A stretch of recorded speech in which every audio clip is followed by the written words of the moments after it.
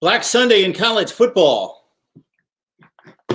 Happens every year. Mark Rogers TV, the voice of college football, breaking down the game we love. Best discussion, debate, and analysis. I appreciate all of you hanging on and just chatting here in the live chat, waiting for me. My apologies on being late for our midnight Eastern time live show. Taking your calls on Gus Malzahn, on Lovie Smith, on Mackenzie Milton, on the Pac-12 schedule, on the Big Ten schedule. Had a number of issues, unfortunately, today. One laptop up and died on me, thanks to some spilled water last night, or was it the night before? So one laptop out. That's a Mac Air that I'm going to have to replace. And then this baby right here, it's giving me problems too. So the operational situation, the technical division of the Mark Rogers TV Voice of College Football mega media platform is on duct tape right now. We're living on duct tape. Mark Rogers TV, the Voice of College Football. Who's on the line? Hello? All right. Guess we'll have to move on to another caller. So that person either prank call or unprepared. I appreciate everybody in the live chat. Once again, my apologies for being late. A lot going on the home front. And again, with the operation here, suddenly, man, I pushed that Amazon link. I'm going to be using that thing overtime here in the next few days, get myself ready to continue the broadcasts. Otherwise, you will not be hearing from me for a while. So we got to take care of business here with some upgrades. Here we go. Mark Rogers TV, the Voice of College Football. Who's on the line? Happy to kick it off with the man that gives college football its voice, Mark Rogers. Hi, and how are you, sir? Yeah, just explaining to the fine folks, you and others, we're holding on by duct tape today and in the future. So that's where we're at. So we will take care of business. How you doing? Hey, it's always good to have you, Mark. Yeah, I'm glad to hear you. I wanted to give you a call. I didn't get a chance to get into this. By the way, were you a little bit surprised by the firings today? I take it, the Malzahn or Lovie Smith firings didn't come as a shock, right? So we talked about it a number of times ever since the pandemic really hit hard, just because of the budget cuts elsewhere with these universities, that would be one consideration that would help protect coaches. And then the other would be just the consideration that it's difficult to win, difficult to put together the football season this year. And then that might be the saving grace for a number of coaches. But once South Carolina pulled the trigger and then Vanderbilt a few days later, now I think it's something close to the same evaluation process. So I was not surprised, not at all, by Lovie Smith at Illinois. Gus Malzahn at Auburn, yes, I think they've been looking for a subpar season to let him go. So he's been kind of teetering for a few seasons now. So not a huge surprise. I don't know what my odds would have been had somebody asked me. I think they would have been against Malzahn getting fired, but not by much. So I'm not shocked. Right. Yep. Well, yeah, here's the thing, Mark, and I think you mentioned it. Obviously, Malzahn's tenured.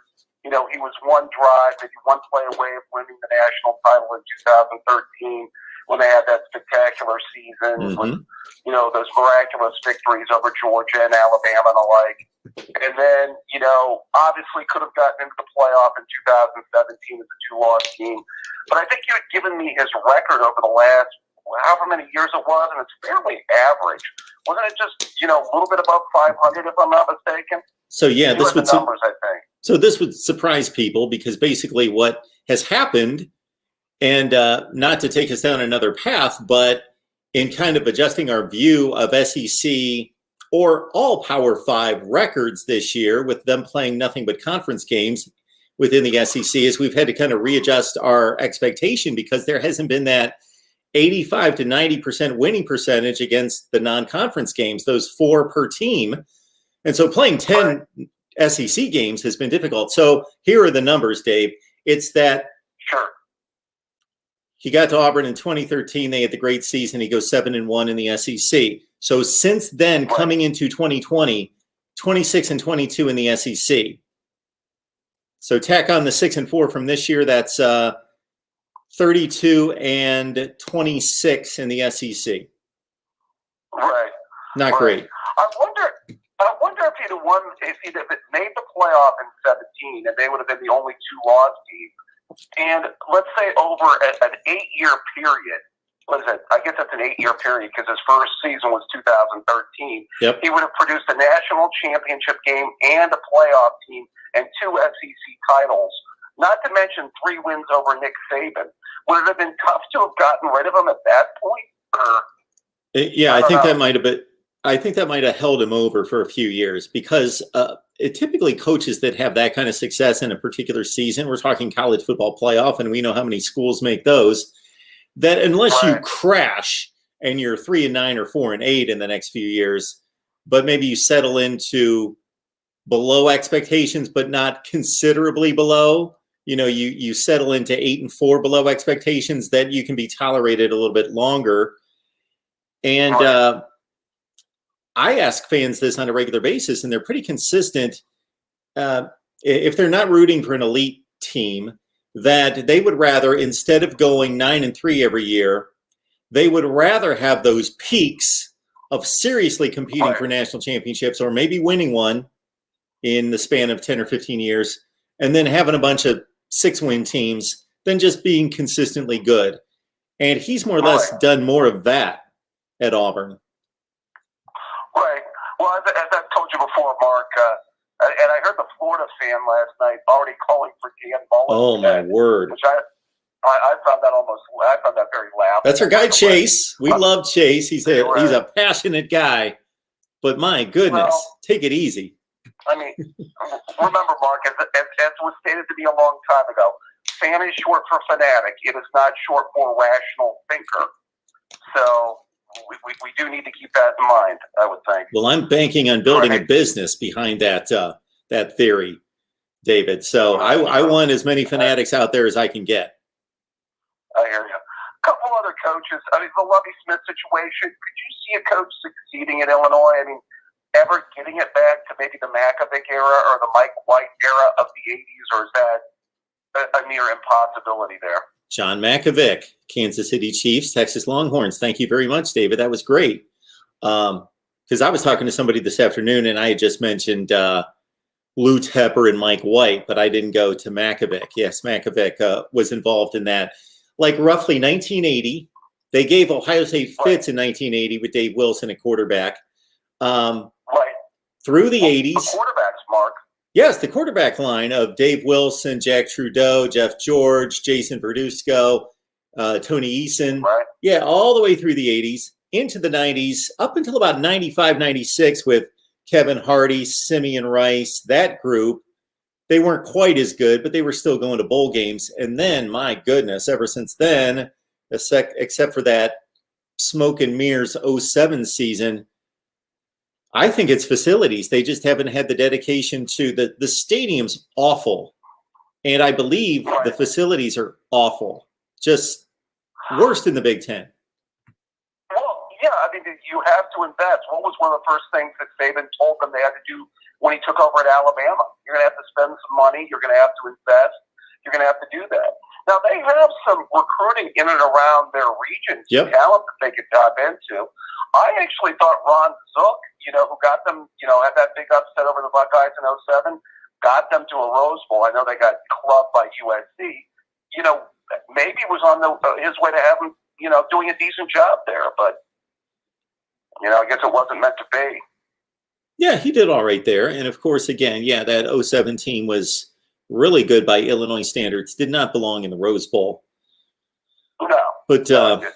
But in terms of tiebreakers, and obviously Ohio State going to the BCS championship game, that's where they landed. And I think the final was 49-17. It was pretty bad. Yeah, I just and they're certainly, as you well know, they're in a division where it's doable. Everybody below Wisconsin, Nebraska, Iowa is on another plane there. But we see Northwestern, we see Minnesota putting huge amounts of money into football complexes, and Illinois is going to have to do the same. Right. Yeah, I agree. To compete, you have to be willing to invest, and if you're not, it's going to be very tough to recruit. That's for sure. A couple thoughts on some other coaches, Mark. Dave had mentioned this in the Bigger Ten cast, and I got to throw this out to my dude Michael Hogg out there, who I know is a Purdue fan. And I just wonder about him and the rest of Purdue Nation. Are they a little bit disappointed in Jeff Brom? When you look at Brom's record, I believe it's under 500. You know, he had that big win over Ohio State in 18. He was a hot commodity after that. Is next year could be a make or break year for Jeff Brom at Purdue? What are your thoughts on that? And they're paying him a lot more money than most people would guess that a Purdue head coach is making. He's making a lot of money. Right. Yeah, and he's considerably under 500 because the first 2 years were 7-6, 6-7. So he's at 500 at that point. Then he goes 4-8, and whatever they are this year, like 2-5. So he's a good 7 games under 500. And as an offensive guy, he actually came into a program that his best season, they relied on defense to win. And he was still putting the offense together. And can't think of the guy's first name, but Holt, the defensive coordinator, had a tremendous first season with them. Yeah. They beat Arizona Khalil Tate in a bowl game. And I thought it was a great hire. Of course, he made strides in recruiting. They've recruited much better than they had in years since Joe Tiller. Yeah, I still think he seems like he should be able to do. I've always been impressed with him, always heard good things about him. He got off to a good start there. It's not an easy place to win. But again, there's not a daunting team in the division. So he's got a chance. He's got a shot. I don't know if next year is a final year for him. What are you thinking? If he goes 4-8, does he get fired? Yeah, I think 4-8 would be tough. I would think a 7-5, at least get to a bowl game is reasonable to ask. Yep. Out of the Purdue, from the Purdue faithful. By the way, are your Nebraska people think it's make or break for Frost next year?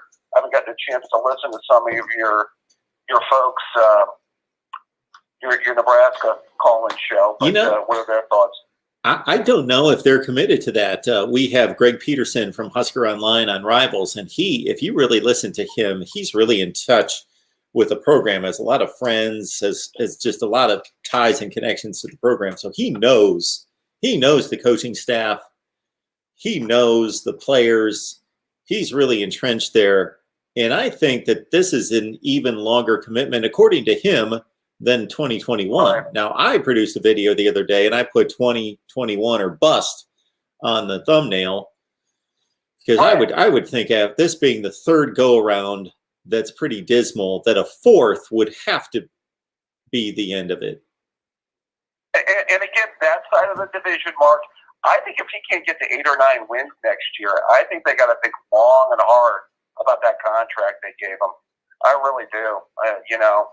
I think 8 or 9 wins on that side of the division in the Big Ten is not asking for the sun, the moon, and the stars. I mean, I don't know what your thoughts are, but that seems pretty realistic. They played an Iowa team a couple weeks ago that they lost to for a 5th consecutive season. Let's see, actually 2015, 6 consecutive times now. And I went through the recruiting rankings, averaged them out to look at the complete roster, and you had a Nebraska roster that averaged 20th in the country, and an Iowa roster that averaged 41st in the country that has beaten them 6 consecutive years, and the winning percentages during that time aren't even close. All right. One other coach, Mark, I want to get to. Surprised on the Tom Herman situation, and Texas going to keep him a little bit, or what do you think?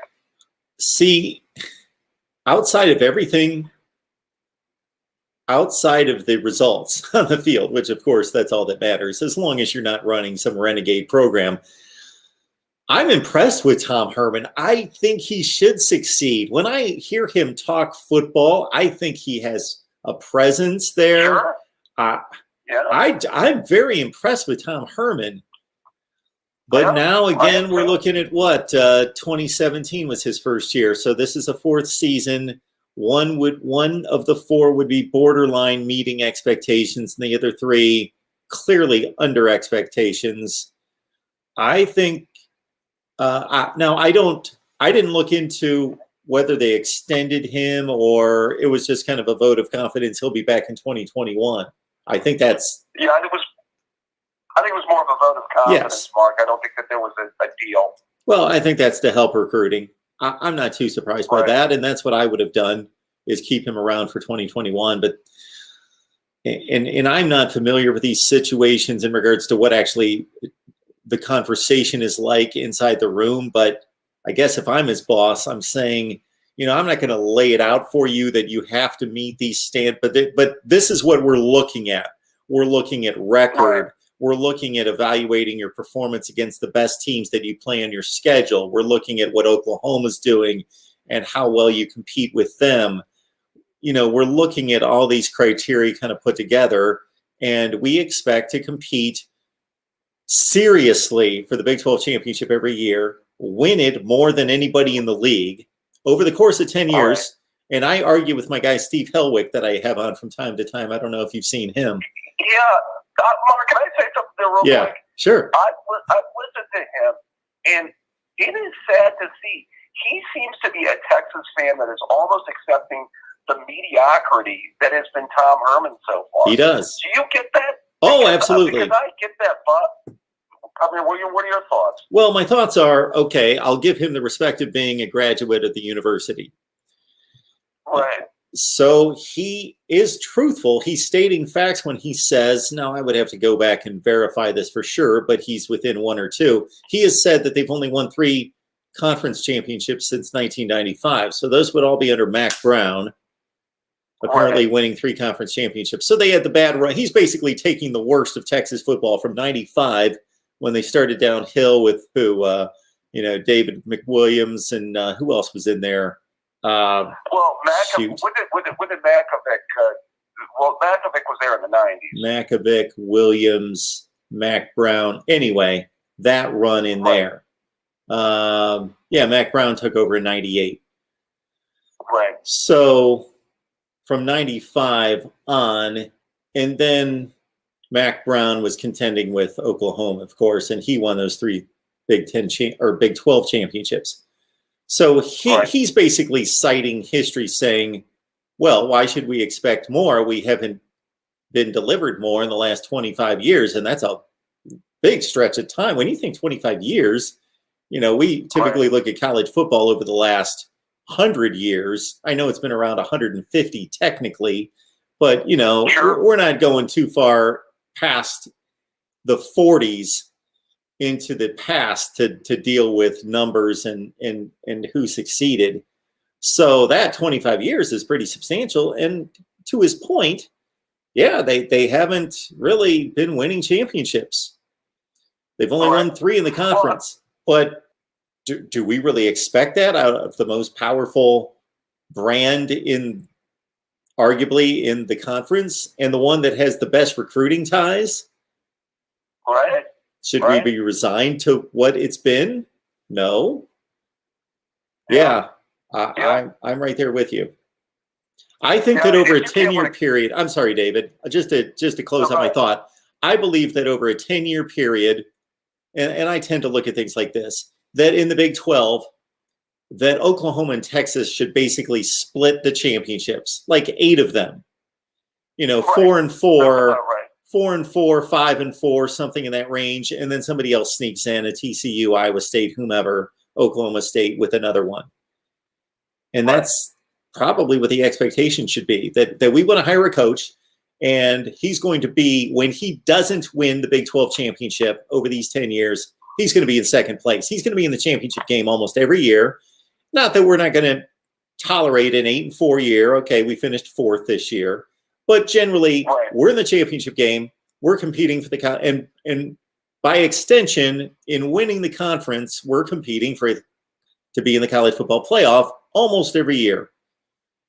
And so Right. he's just stacking up 11-1s and 10-2s. And then maybe he's got a couple 8-4s over the course of a decade. But basically, the other years are 11-1s and 10-2s. And that's what he's doing. Right. That's pretty reasonable. Well, yeah, I would say just bottom line, Mark, if you can't win the Big 12 by year number 5, which next year will be year number 5 with them, if I'm those Texas boosters and if I'm that athletic department, get out that checkbook and start looking. Yeah, So, they've got the money. Right. If it's being done all over the place, yeah. Couple bold questions for you. I want to throw out a couple of things. Are you of a believer if Indiana wins this weekend, gets to 7-1, are they a New Year's 6 team? Well, I would have to get out the slots to make sure I'm not messing up on my estimation. So we've got the 6 games, so we've got 12 spots, and we've got the 4 playoff teams, so we've got another 8 teams. They should certainly be in that mix of 12. Yes. Okay. Yeah, they're. I've got them number 8. I estimate them to be better than the playoff committee. I've got them 8th in the country. No, I've got them actually number 7 this week. They're number 7 for me. Okay. But that's me. Yeah, I think they could be. I would like to see them get it. I think it'd be a great way for them to close out their season. You know, Tom Allen should get a lot of run for Coach of the Year, and I think they're going to win this week. I think they got a really good chance at like maybe a peach or a cotton, maybe something like that. You know, possibly. So it'll be interesting. By the way, Mark, I saw Steve Hellwagon today on Bucknuts give some projected bowl matchups. I don't know. Do you get into that? Do you do that closer to bowl season, or have you plotted out any of that? What could be some potential bowl matchups? That certainly sounds like something I would do, but I just have never done it. I have never gone that route. All right. Let me throw out one that he put out there. Okay. Yeah. That I think would be an incredible one. This would be the best of the non-playoff bowl matchups. He threw out Georgia and USC. Oh, as yeah. a possible. That would be something. Oh, That'd yeah. be a game right there. Yeah. What Would do you love to think? see it. Oh, yeah. I'm all for it. Yeah, that'd be a good one. That would be a good one. 6, That would be tremendous. especially with the quarterback play now. I mean, USC's offense looks pretty good. Now, I know there's still a path for USC to get into the playoffs as some things happen, but you know what? I mean, I tell you what. By the way, if USC, I don't know how your USC people feel, but if they go undefeated this year, you know, win the Pac-12, that's still a really good year, even if they don't make the playoff. I mean, they've got to be, I would think, fairly happy with that. I would hope so. You can't do anything but win all the games. Right. So, well, I mean, you know how much they feel about Clay Helton out there. I wonder if that would take any of that added pressure off him if you were to have a season like that, and maybe close it out with a good bowl win. I think about half of that fan base would be happy, content, ready to look forward to 2021, but half of them would be disappointed that they won because they wanted him out. Right. Hey, last thing, Mark. Yep. I just have to say this. I know this is college football, but I don't know if you've heard it because I am a diehard. I live in northeastern Ohio, and I've been a Cleveland Indians fan my entire life. Oh, boy. Did you hear the news? I did. I am beside myself on this.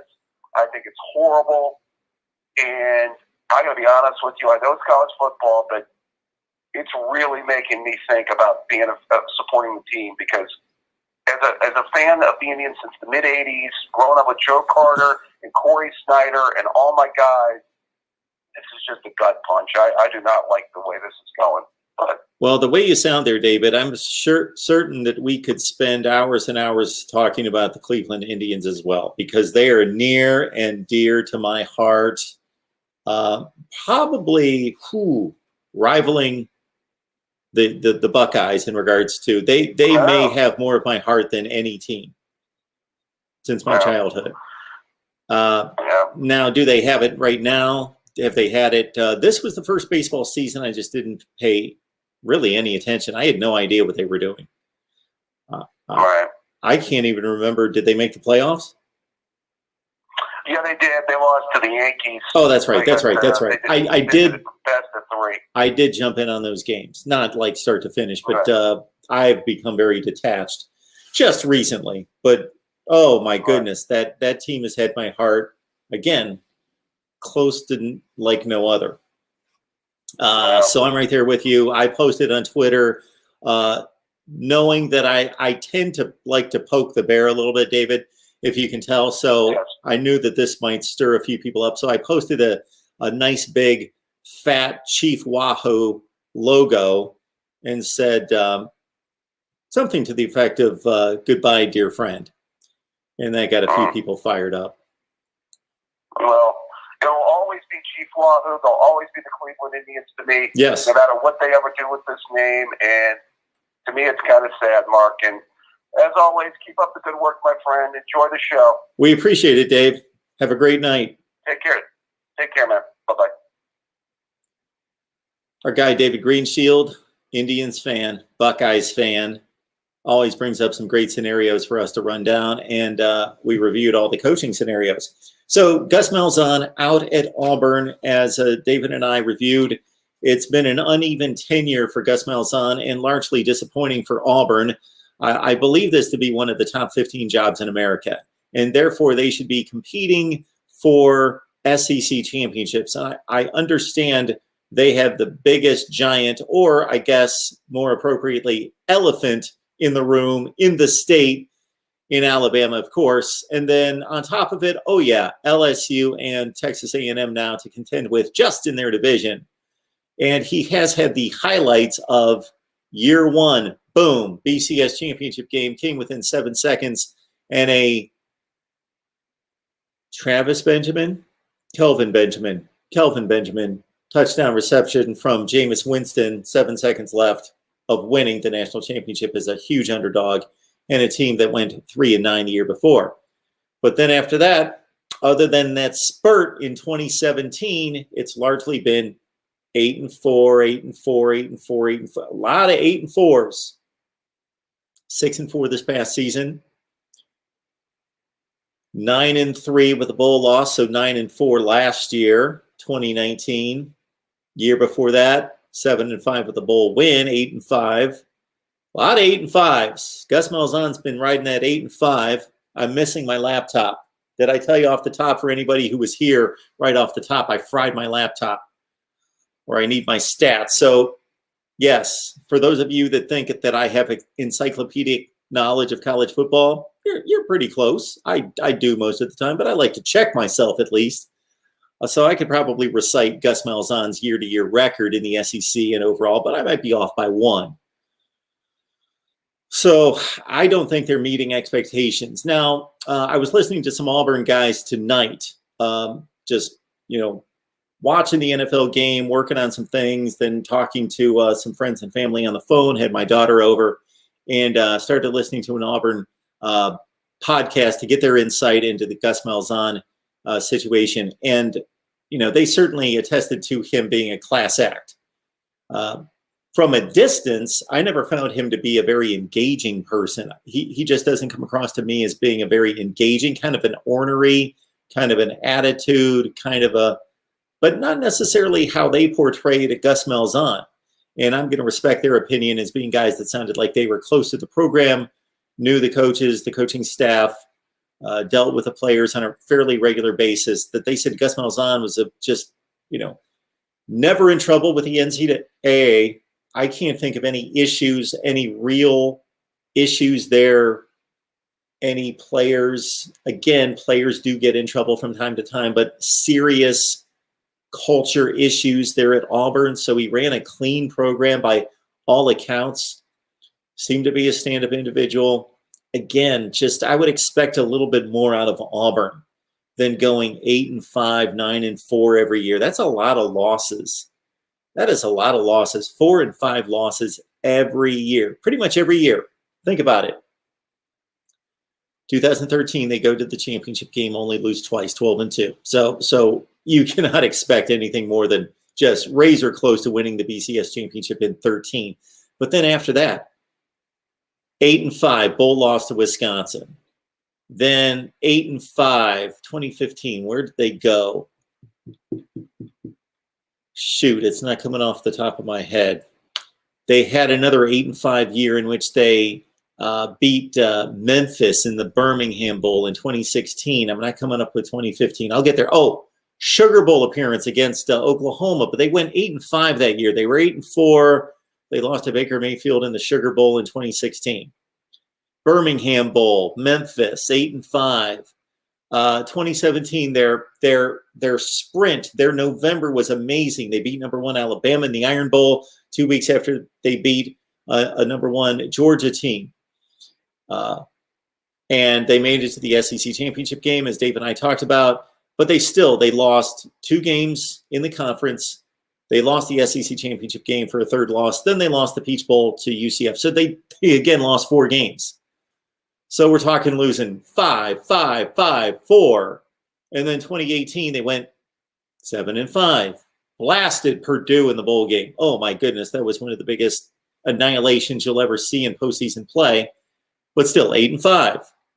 Then last year, sure, they beat Alabama, but they went 9-3. Then they lost to Minnesota. Another 4-loss season. He has lost 4 or 5 games every season.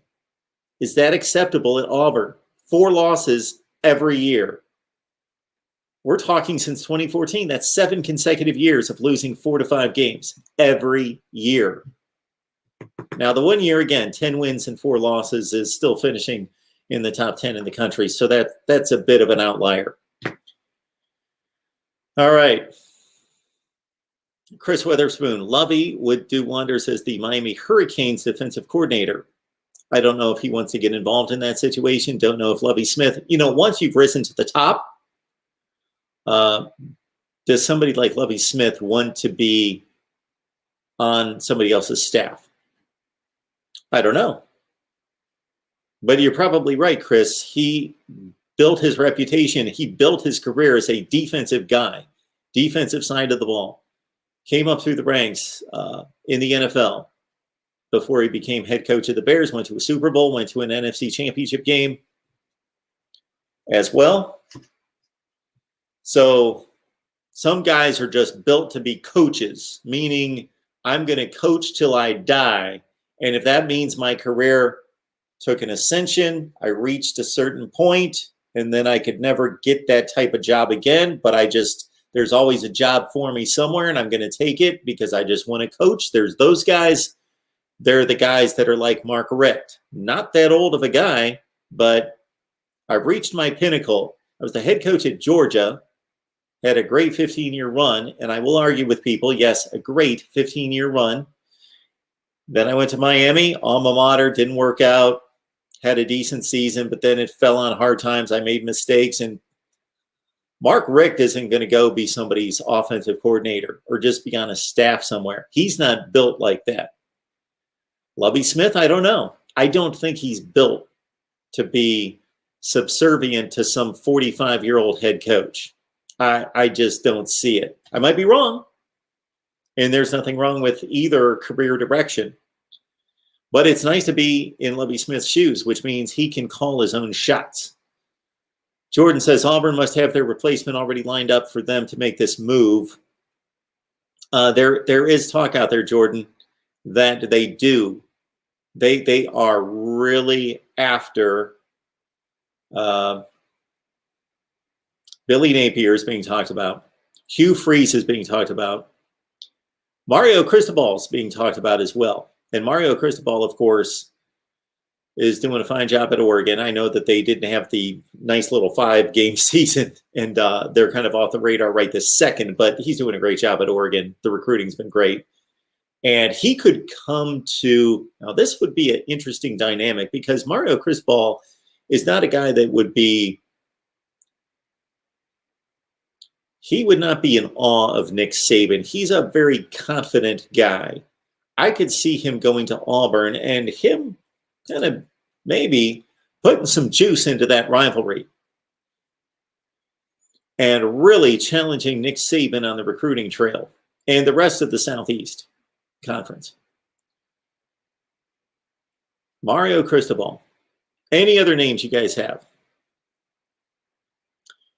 Alabama Full Fan Roll Tide. Appreciate that. Yes, the Super Chat's available to you as well. Venmo, PayPal, Cash App to contribute to Mark Rogers TV, the voice of college football. We are looking for a sponsor as well for these call-in shows. We are looking for a sponsor, and that is going to be necessary in building some revenue streams for this show and for myself. That's all there is to it. So we would like to be doing this, let's say, in 6 months. As you can see there at the bottom of the screen, shop Amazon using the link in the description section. Go to any video, grab the link in the description section. That's another way you can help us build the channel. Same shopping experience, doesn't cost you a penny. And you can shop Amazon and grab that link, put it somewhere where you're going to remember it.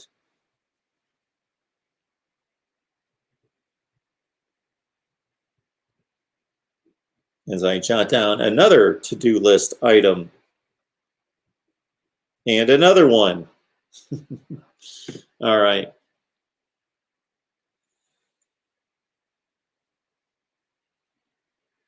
Love the Lovie Smith beard. Yeah. Michael is telling us breaking news. The ACC is in the final stages of hiring Northwestern AD Jim Phillips as the new commissioner of the ACC. Okay. I can't say that I've got much of a comment to make to that, not being able to evaluate ADs, but football being the most important sport, especially in the Big Ten, then I would think Jim Phillips overseeing what has been a huge upgrade in football, in the facilities in particular, that it sounds like he's a guy that would have the academic side in mind while balancing big-time athletics.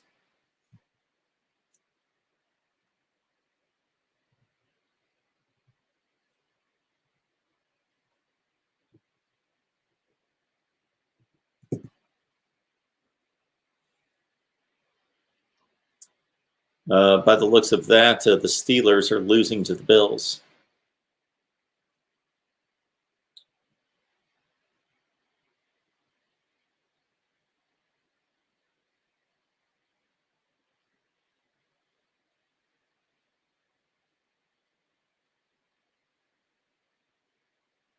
Appreciate that, Alabama football fan. Roll Tide. Hit that like button. Kyle Pickett's here. Adam's Apple. LSU just had the gutsiest win in their college football history, and they've beaten Alabama a few times. Maybe more than a few times.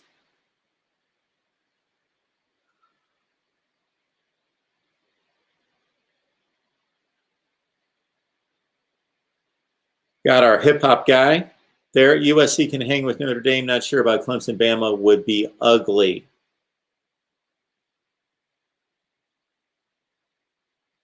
Yeah, we got Charlie Brewer out there. Good call, Adam's Apple. I saw that today as well. Charlie Brewer. We've got Kevin Sumlin moving on from Arizona. Got all sorts of things we can talk about. We just posted a live stream that we did earlier today from Mackenzie Milton in our Florida State discussion, and I see that as nothing but a positive. I don't see any negative in Florida State, whose quarterback play over the last few years has been atrocious and has bottomed out here in 2020. When you watch Jordan Travis try to play quarterback at Florida State, and he's a tremendous athlete, and you guys know I try not to disparage the collegiate athlete. We're not talking about professionals here.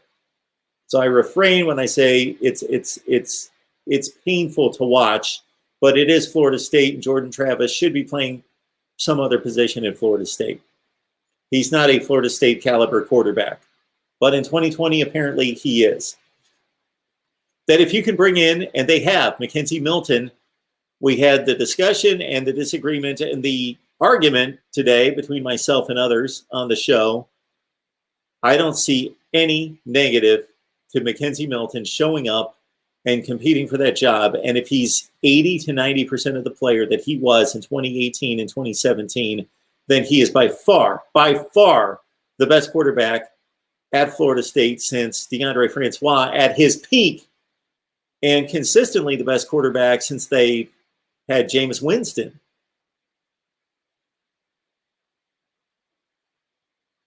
If he's healthy. If he's not healthy, then he's not going to win the job, or he's going to get hurt, God forbid, but he gets hurt. And you talk about a presence. Do we see a dysfunctional football team when we look at Florida State right now? Amen. Yes to that. If there's not a more dysfunctional football team in America, I don't know who that would be. We talk about it every week on our Florida State show. It has been a dysfunctional locker room since late in the Jimbo Fisher tenure. Extremely dysfunctional. Could they use a Mackenzie Milton who's going to come in, who's going to be a leader, who has shown us nothing but integrity and character off the field, in addition to game-changing type dynamic play on the field? And so even if he gets hurt, even if he's compromised, he can teach the other quarterbacks how to develop their skills, how to take instruction, how to be leaders, how to show and exude leadership. It's a no-brainer. That is a great find. That is a great get for Florida State to bring in Mackenzie Milton. There is nothing that is a negative about that.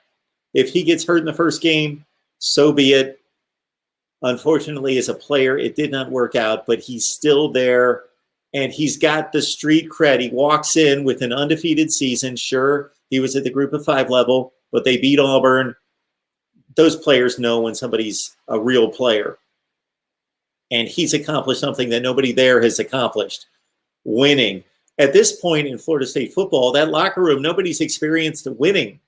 Their seniors were freshmen in 2017. They went 7-6. Their seniors were freshmen in 2017 when they had their best season during this time, 7-6. 7-6, 6-7, 5-7, off the rails, 3-6. The whole locker room, none of those guys have won. Mackenzie Milton walks in, and their freshman class next year is going to be from their senior class, is going to be from 2018. So you talk about a losing mentality. That's all they've known is like bad losing. At least that 2017 team lost close in a disappointing way. They were supposed to be better. They started off with Alabama, then it came off the rails after that, but at least they were good. They competed with everybody. Since 2018, they've just been flat out bad. You talk about a losing mentality, it's Florida State. And if any program could use the quality of player and character and leadership of a Mackenzie Milton, especially at the quarterback position, it's Florida State. He is ready-made for that locker room. Lisa says, well, I think he at least gets a pass this year, since this year has been a really unusual year. But after that, who knows? I don't know who they're talking about there.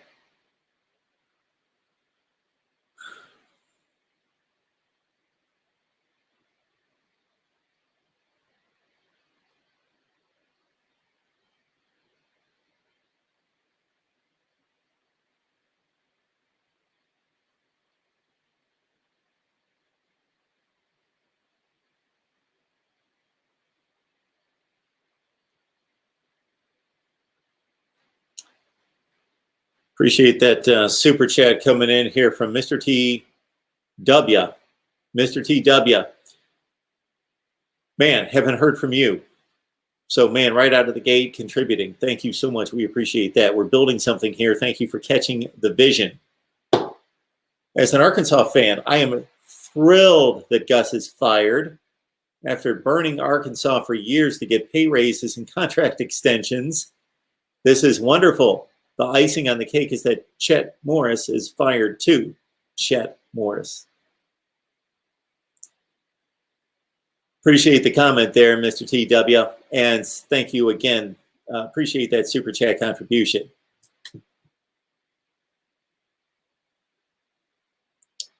As Phil mentions here, Marvin Wilson was a terrible leader in the FSU locker room.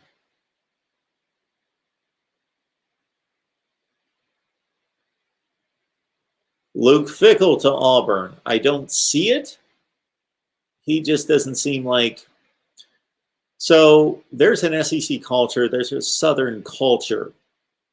And I don't think that it's just impossible for anybody to come in. Nick Saban grew up in West Virginia. He's a West Virginian who went to school in Ohio. And we would have to go down through the rest of the coaches in the SEC, but most of them grew up. And when I say grew up, I mean as coaches, they grew up in the SEC or in conferences and at Group of Five and FCS level schools within that footprint. Luke Fickell to Auburn. I don't know what the interest would be. I've not heard his name. It makes sense in terms of a quality Group of Five guy jumping and getting to that next level. It totally makes sense from that standpoint. Yes, Luke Fickell is a hot brand in the coaching ranks. He is the first name that comes to mind, along with Matt Campbell, anytime there's a job vacancy.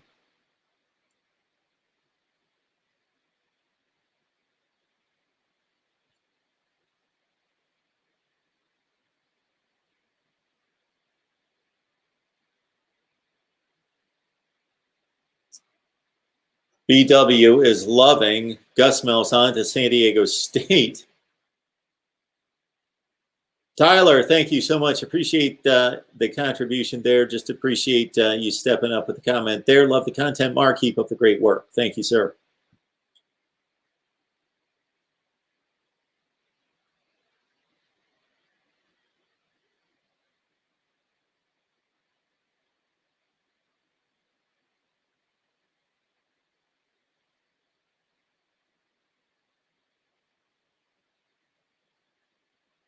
Phil B likes Mackenzie Milton coming to Florida State.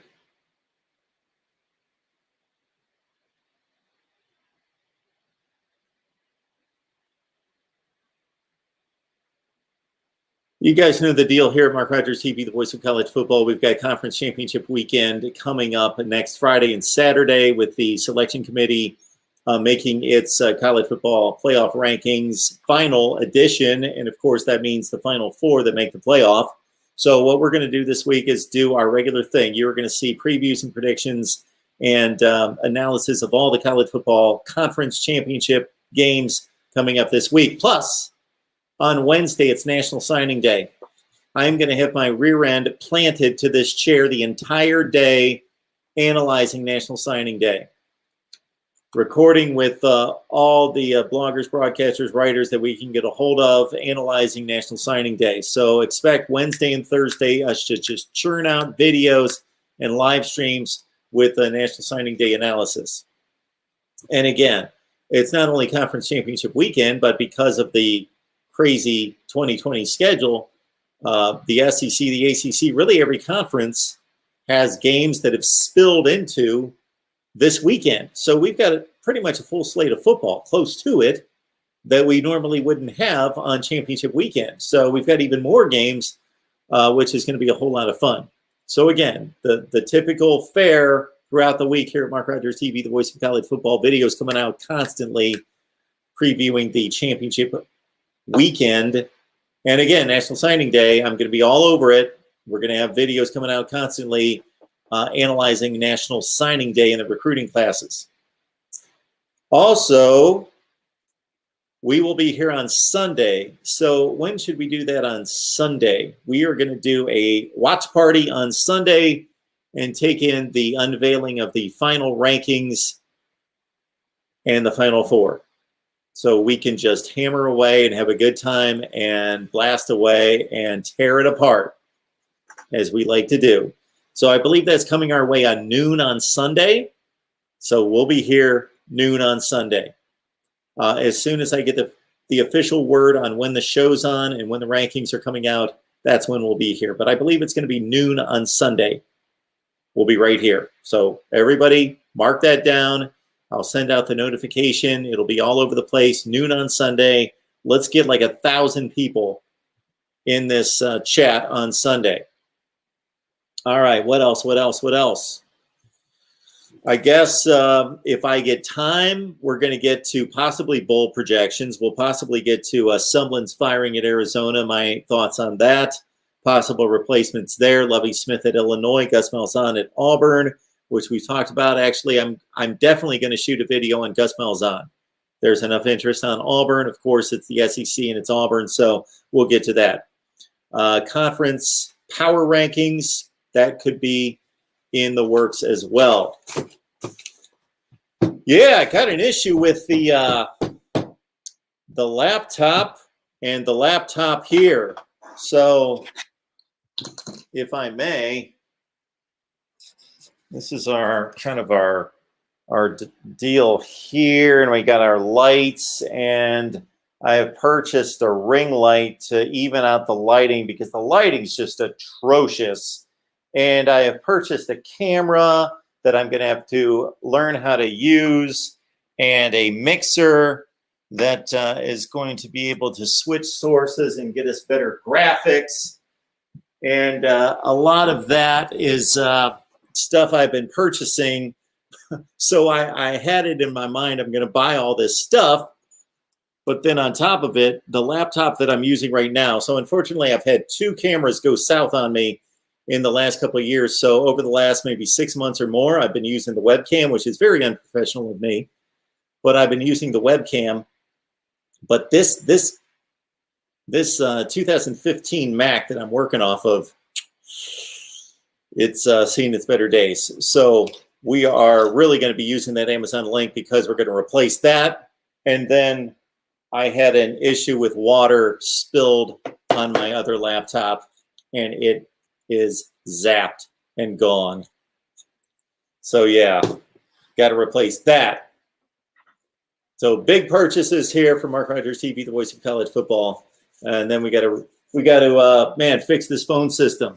Somebody was cutting on my phone system the other day, and you know what? I get it. So we gotta deal with all this business. I got this mixer I've shown you guys about 100 times that we've invested in that, but we haven't figured out how to use that correctly. It's just not working for me because we want to get this call system down to where we can all hear and do it the right way.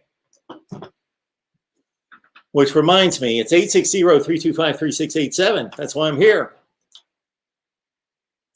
If you guys have any questions or comments concerning the college football playoff rankings, this weekend's conference championship games, other games, again, the Pac-12 and the Big Ten schedules come out.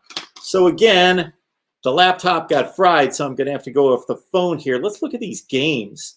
Let's look at these matchups.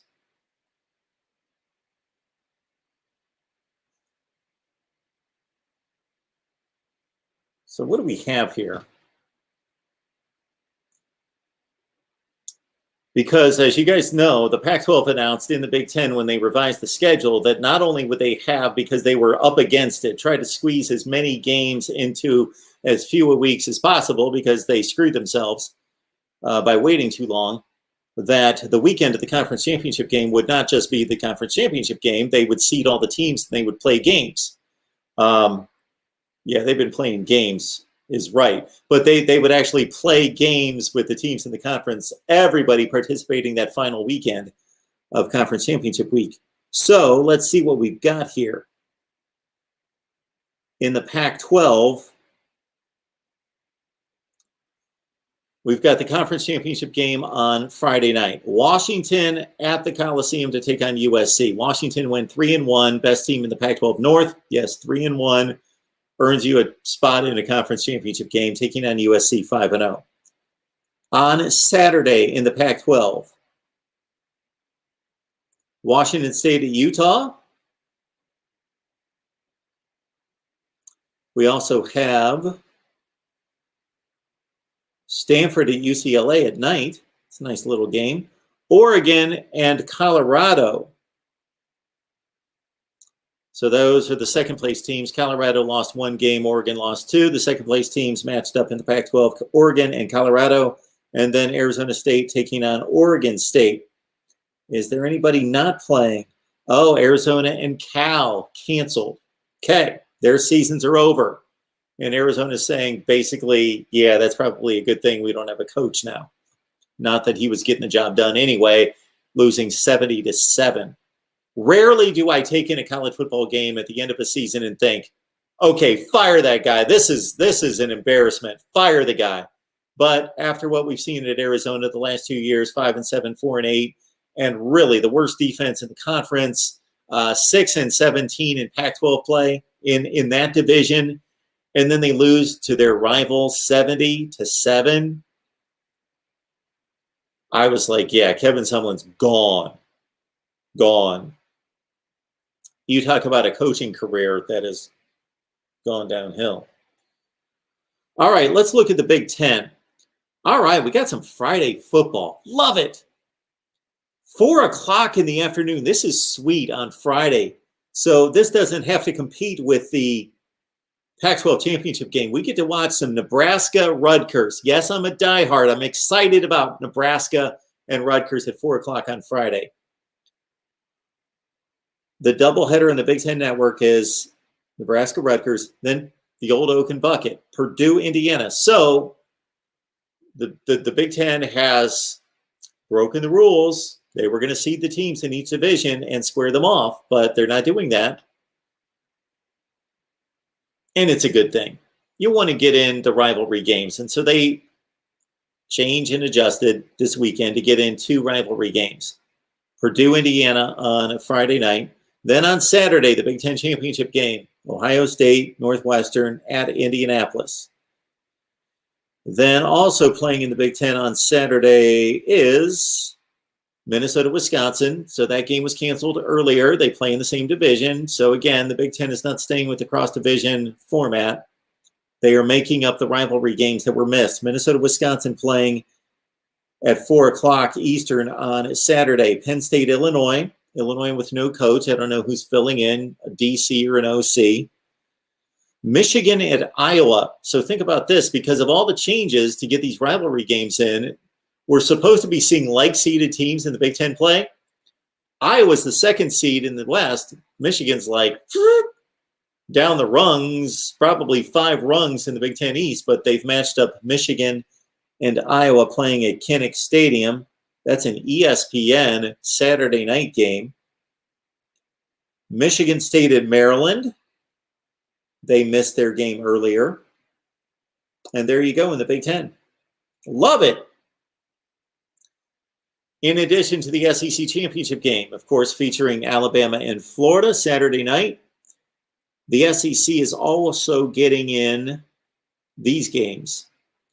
Texas A&M still trying to make the college football playoff and shine up a resume at Tennessee at noon Saturday. Vanderbilt at Georgia.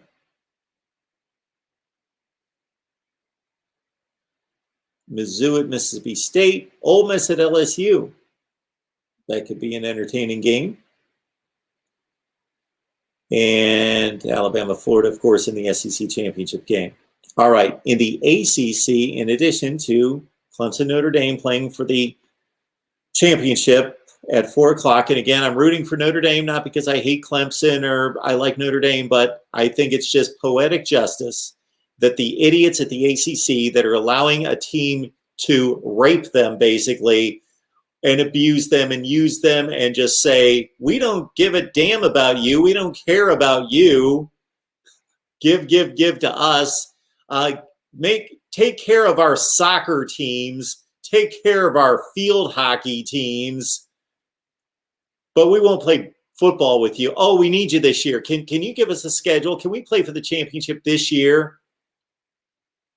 I think it's poetic justice if Notre Dame wins the ACC. Notre Dame's going to have an ACC football championship, but Miami's not. Syracuse won't. Boston College won't. Georgia Tech won't. None of these teams have won. I think Georgia Tech won it once, didn't they? They did win it about 10 or 12 years. They did in 2009. So take Georgia Tech off that list. But when is NC State ever going to win a conference championship in this format, in divisions, to win a conference championship game? Pitt, Boston College, all these teams, Duke. will never win ACC championships. Notre Dame, we come in for 1 year, we lay down the hammer, win your league, and then we're off. See ya. How pathetic. John Swofford, ACC commissioner, you should be ashamed of yourself. I hope, if anything else, you benefited the league here. If you did that, then maybe it's justified, but I've not. You would have been able to play Notre Dame the 5 or 6 games anyway. So instead of playing 5 or 6 games, Notre Dame played, what, 9 games against the ACC? Was it that big a deal? To give up any kind of self-respect? Can you imagine the Big Ten or the SEC allowing a school to use them like that? Can you imagine? No, you can't.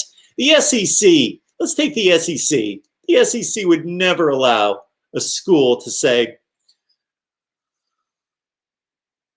we're going to participate and we're going to play for championships and win championships in men's basketball, women's basketball, on down the line, all these other sports. But football, no, we got a good thing going. Pathetic. Okay, elsewhere in the ACC, we've got Florida State playing at Wake at noon.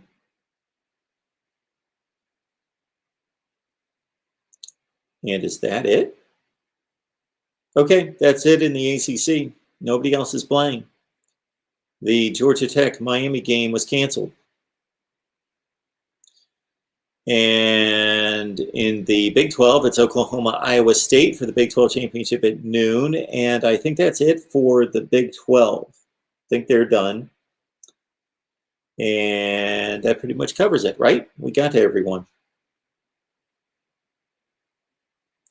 And then we've got this American Conference Championship game to look out for. Cincinnati hosting Tulsa on ABC at 8 o'clock Eastern Time, Saturday night. And we've got the Mountain West Championship game, Boise State and San Jose State as well.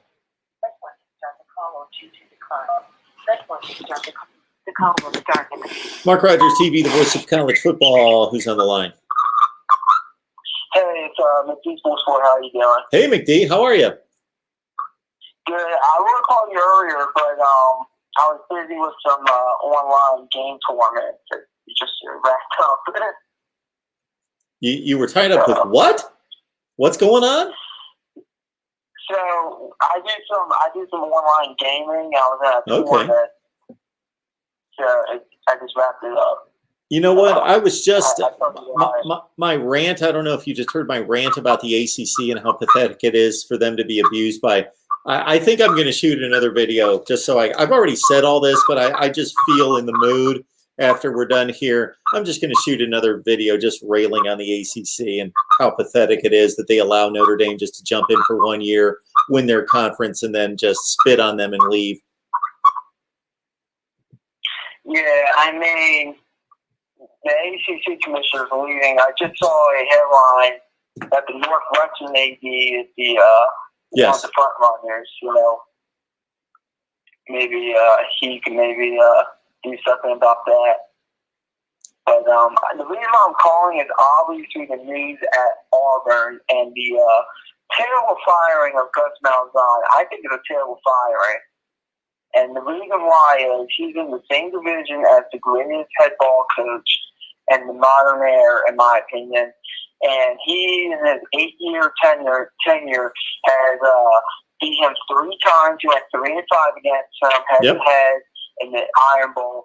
And he's won 2 SEC West divisions and an SEC championship against him and during an 8-year tenure. And I know Auburn, they're a bit inconsistent at times. I get that. But who are you going to bring in if you're Auburn that can be better than that? Because also, you have Georgia as well. You're in the same division as LSU. I feel like Auburn, a lot of these schools are going to Georgia and recruit. They're competing with Clemson with recruiting, Tennessee. So my question is, who are you going to bring in better at Auburn than Gus Malzahn? Okay, McD, let's start with this. I got a question to ask you. What is your perception of Auburn football? Where does Auburn football stand? Where should it stand? What should be the expectation of Auburn football? I would say 9-3. Okay, going 9-3 most seasons. Okay. If I told you that an Auburn head coach in the last 7 seasons has lost 5, 5, 5, 4, 5, 4, 4. That's a long time of losing 4 and 5 games every year. That is true. I think he makes up with that for being Alabama 3 out of the last 8, 3 and 5, especially with Saban at that school. Well, 3 and 5 doesn't sound good, but to your point, McD, 3 and 5 does not sound good, but it is Nick Saban, and I've made the same justification for him to say that's doing pretty well against Nick Saban, 3 and 5. Nobody else is doing that, and he did. Yeah, no.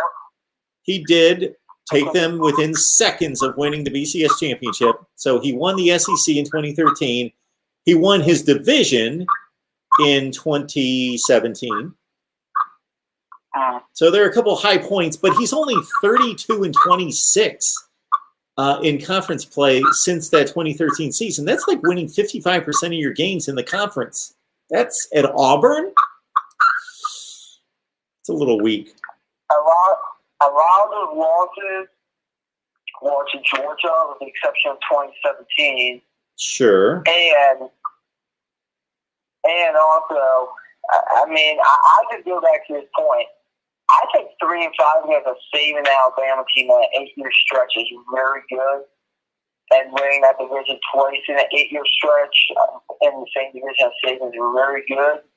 And if I was an Auburn fan, I would be okay with that. I would sit there and realize that Saban is the best head coach in modern day college football. And I will just sit there and say, look, I mean, it's sort of exterior back in the 90s in Florida. I mean, Georgia didn't really do that well against Florida during the 90s because of that, but they were still winning a decent amount of ball game there at Georgia. So. No, I think you've got good points. He did, and I'm taking the last 7 years of his tenure where he did coach there for 8 years. So I'm leaving off the best season, but it was the first season and it's been downhill since then. And when I say downhill, I don't mean they just crashed and burned. They just have regressed since then. And maybe he set himself up for criticism and for the fan base not to be satisfied by doing so well the first year. But losing 4 and 5 games every year. And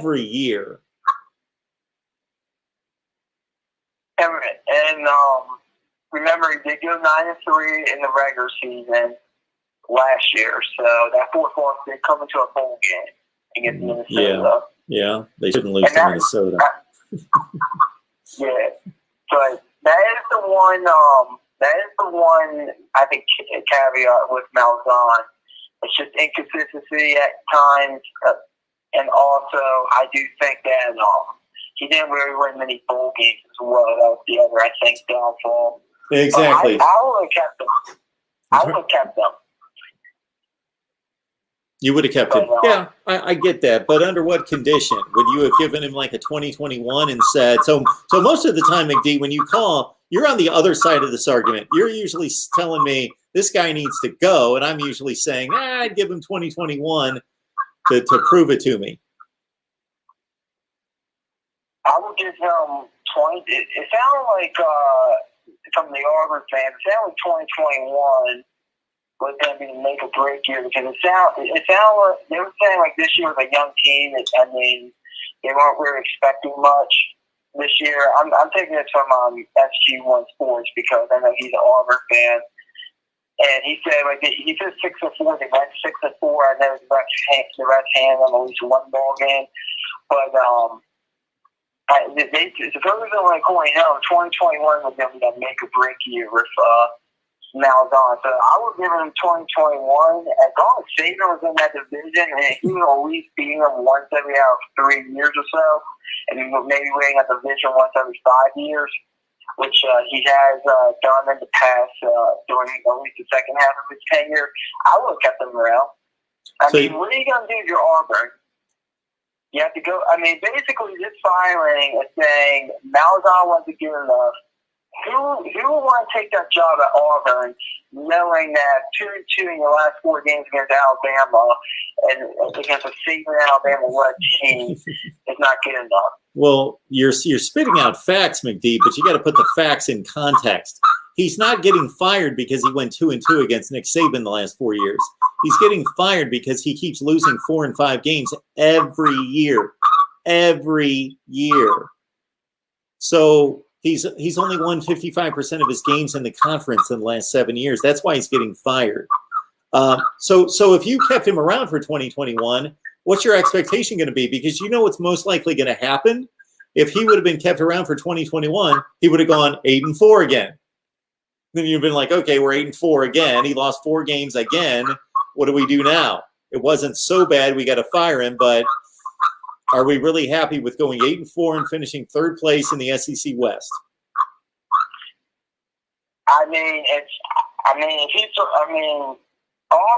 is Malzahn usually has a breakthrough year every 3 to 4 years, and especially in the same division as Nick Saban and same state as Nick Saban. As an Auburn fan, right now, I would be okay with that. Well, I think they see Texas A&M surpassing them as well, so that's not a good sign. Yeah, I'm hearing that too, and I'm also not really clearly buying that. I know head-to-head, A&M beat them this year, but I mean, let's see. I'm not clearly buying into A&M just yet, but another reason I'm calling you, Mark, is because I was absolutely embarrassed by the mail in church this past Saturday, losing in overtime to Rutgers. Yeah. It's absolutely unacceptable. I don't care that Rutgers has a few wins in their schedule. I don't care that it looks like Rutgers has a cost. That is absolutely unacceptable, losing to Rutgers in anything. So, pretty disappointed in that. I thought Lovie Smith got fired. Who cares? I mean, let's be real. Illinois, Rutgers started the athletic program more than Illinois does. So, I mean, it's going to be a tough sell. I mean, I look at the Big Ten West. I mean, Wisconsin, Iowa, Minnesota, Northwestern. You like to think maybe Nebraska has a shot, but overall, I mean, it's going to be a tough sell, I think, to frame and take the Illinois job. And one other quick point we want to make, Virginia Tech should be on the phone with Gus Malzahn, like, right now. I don't know if they fired Justin Fournette yet, but that would definitely be an upgrade, Malzahn over Fournette, in my opinion. I know Fournette's from the hot seat. The gentleman's name would be Justin Fuente. Justin Fuente at Virginia Tech. Yeah. But I think you've made a good selection there. I think that's an interesting match right there. Gus Malzahn at Virginia Tech. I could see that. I know some people are saying Arizona. I just see Malzahn being like a Southeast. Yes. He doesn't want to go out. He might do well at Arizona, but I'd rather go to Virginia Tech, I believe. Yeah, fire someone at Arizona. I don't think Arizona really cares much about winning football. Absolutely pal like that. Did they give up 70 to Arizona State? Yeah. Did I read that correctly? Before you could blink. Yeah. It was unbelievable.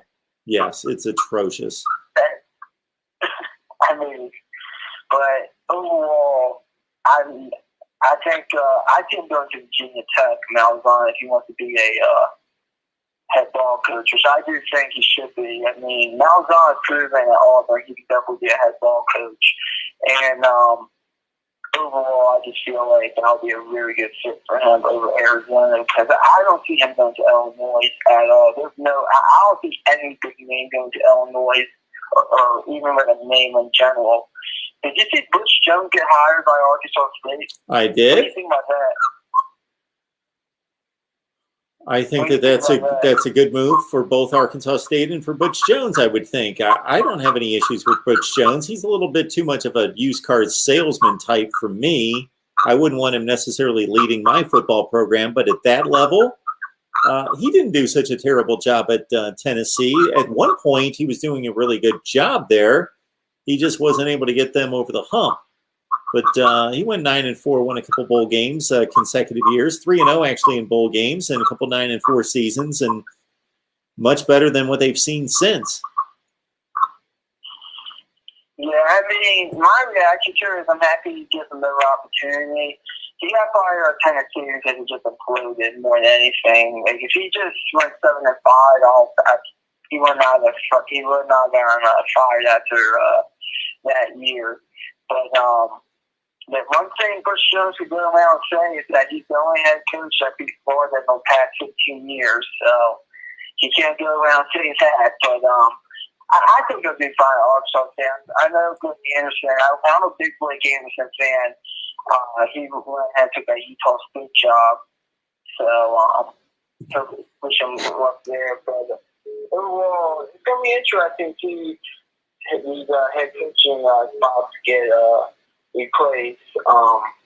But that's all I really have for you, Mark. Thanks for taking my call. Thanks, McD. Terps, we're playing Michigan State next week. That's right. 10 minutes opponent, but we'll beat Michigan State, I think. Thanks for the call. Thanks, McD. See ya. Whomever was just calling, I was just about to take your call, just missed it. So please just call back. Please just call back. All right. I'm going to have to decide between the ACC commissioner's job and the Big Ten commissioner job. I have to think about that one. You know, my roots are in the Big Ten, but that ACC commissioner job, you could look good there because the ACC is a sleeping giant. Based on where they're located, their football program should be better. Mark Rogers TV, the voice of college football. Who's on the line?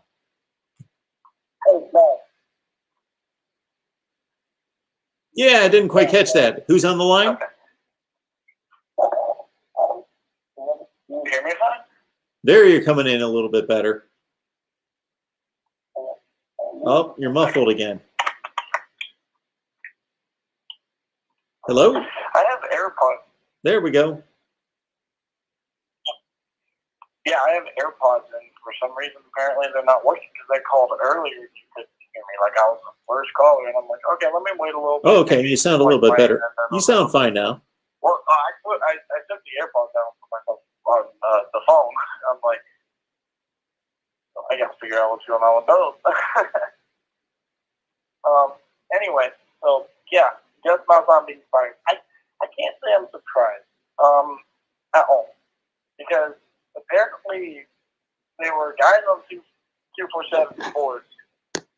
They were kind of like starting to see this coming, and I really thought they didn't look good against Mississippi State, even if they covered the spread and got the win. It was so bland. I mean, paying attention to that game because I had picked Auburn minus the 5.5. They covered again, but it wasn't pretty at all. I really was looking at this move being the smarter one. If they had a guy like Luke Fickell, even Billy Napier is working with Levi Lewis out there. They have this kid, Demetrius Davis from Texas, coming in a couple of years. And there are some guys also on 247 that follow recruiting very closely. That's like, this dude, underrated composite rating. This dude is a playmaker. He is, from all accounts, I mean, he's 100% an upgrade from Bo Nix. And I feel like Bo Nix, with the right coaching, had a lot of potential. We'll just kind of see if he hit his ceiling already. It's kind of too late for him. So, what do you think, like, of this being really the top three candidates at Auburn? have you really heard anything about the top three candidates? Because I really haven't. I'm looking at Luke Fickell, I'm looking at Billy Napier, and Jamie Chadwell. I'm looking at those three. So the guys that were being talked about on the Auburn show that I was listening to, and I don't know how credible this show was because I've never come across these guys before, but I was listening to it and they sounded like they knew what they were talking about, and bringing in a number of beat writers. They were talking everybody that you just mentioned, but they also brought in Mario Cristobal into the conversation and Hugh Freeze. No, I don't think they're going to touch Hugh Freeze. I don't think they are either, but Mario Cristobal was an interesting. I don't know that he has necessarily. What's that? Well, it's interesting. Sorry. Go ahead. Okay. Yeah, it's interesting to me that you bring up Mario Cristobal because, of course, he went to college at Miami. He's from the Southeast. But with that being said, he's creating. I always didn't really understand the hype around Oregon this year. I felt like they were 1 year away. They kind of have to figure out who's their guy going forward in the quarterback position. COVID was a thing. They bring in a new offensive coordinator. They got Moorhead out there, which I feel like is a great fit, but I really don't think they had the right opportunity to go ahead and seize the moment.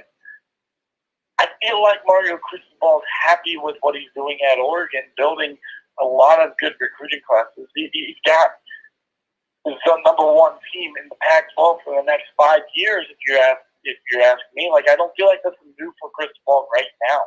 I really don't. And I would feel bad for Oregon if that happens because they're just playing Coach Carousel like more than almost anybody when it comes to good schools in the country. Between Mark Helfrich and the Willie Tagger and now Mario Cristobal, I'd feel bad for the Morgan fans.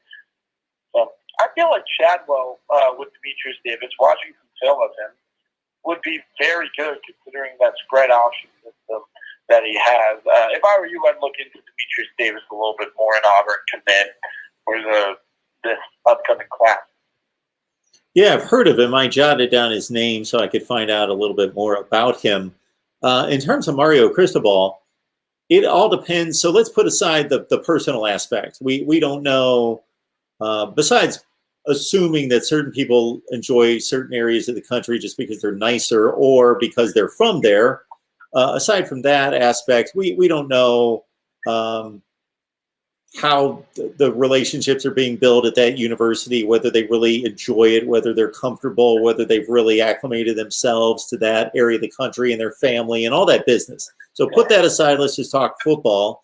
And that Mario Cristobal, he could build a dynasty. And when I say dynasty, I'm going to temper that slightly. A dynasty in the Pac-12 North Division at Oregon. For him to, if winning is extremely high on his priority list, which I would think that it would be, and building a type of legacy, that is much more doable at Oregon than it is at Auburn. Just because of the competition. Just the competition is just too hard in that conference. Here's the interesting thing to me when you bring up Mario Cristobal too. I feel like it is too soon, but I mean, look at the positives here though. I feel like Auburn has a decent chance to be already made to compete, and Mario Cristobal is a fantastic recruiter. Mm-hmm. I mean, absolutely fantastic. You're talking about an Oregon team, an Oregon program that, though it's a very nice program, and a lot of kids would still be like, yeah, Oregon's pretty awesome. Oregon 10 years ago with Chip Kelly was the new flashy thing. And now that new flashy thing is just not cool anymore, and yet he's still able to really sell it as if it is. And so from that standpoint, I feel like Auburn would, even though Malzahn was a good recruiter, I feel like Cristobal's a better one. I feel like the staff that he has at Oregon is also a better staff when it comes to recruiting. Like, that fit makes sense for me. It just doesn't make sense at the moment. Something in the Southeastern Conference or in that Southeastern region, like in Miami, which, by the way, that is his alma mater. Manny Diaz kind of, has a couple of rough years here. Maybe he waits out to see if the Miami job comes up with, because I'm looking at this Miami team, and I'm seeing a good team led by a transfer quarterback, led by a good defense as well, and some talent. But this is their ceiling. We saw it in 2017, and we're seeing it again. This is their ceiling. The big games aren't necessarily going to go in Miami's favor like 70 to 80% of the time in terms of top 25 matchups. So maybe he waits out the Miami job. I'm a big fan of the hire of Jamie Chadwell, though. If Auburn can get him, seeing him with Demetrius Davis, I would love to see that. Anyway, that's my take on the Auburn coaching situation. Thanks for letting me have a floor, Mark. And Appreciate I'll that. you some other time. Of course. Call anytime, man. So, yeah, whoever was calling, please call back. So I got my first real taste of Chatwell a couple of weeks ago when they played BYU, and hearing him prepare for the game, hearing him interviewed during the game in regards to clips that they were playing from earlier interviews during the game, and then hearing, of course, the excitement and just the way he handles the team and interacts with the team. It's much different than what you would see by most teams in the SEC that are much more by the board, old school, traditional college football coaches. Not the guys haven't loosened up a little bit. But when you look at Fisher, Malzahn, Saban, of course, Ogeron, those guys, Pruitt, they're very traditional. Kirby Smart, on down the line, very traditional coaches came through the coaching chain in which they would deal with their teams like that. But Chadwell's not that guy, so it'd be interesting to see him go into Auburn and kind of shake things up. MarkRogersTV, the voice of college football. Who's on the line?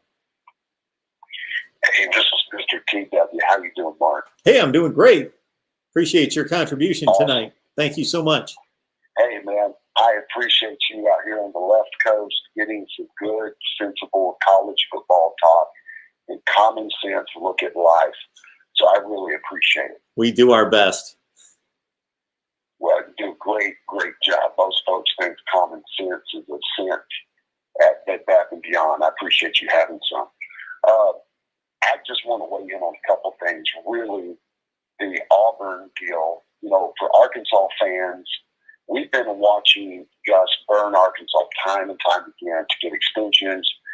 And then for the guy that just put Arkansas football in the toilet in Chad Morris to go there and in his year being taken there by his mentor, the guy that's burned us, to get fired there along with Malzahn. It's just poetic justice. It really is.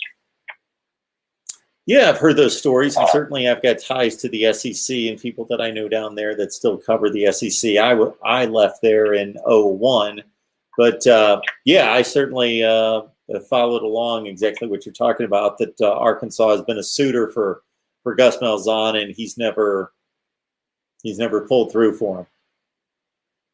Yeah, and the thing with Chad is we had he just constantly blamed the kids after every loss. It was, I got to recruit better. We got to recruit better. And you see a guy like Sam Pittman come in who doesn't view Arkansas as a stepping stone to a bigger job. As he said many times, this is his dream job. And so, but I really feel like I don't think Auburn would have fired Gus if they don't already have somebody in the wings waiting.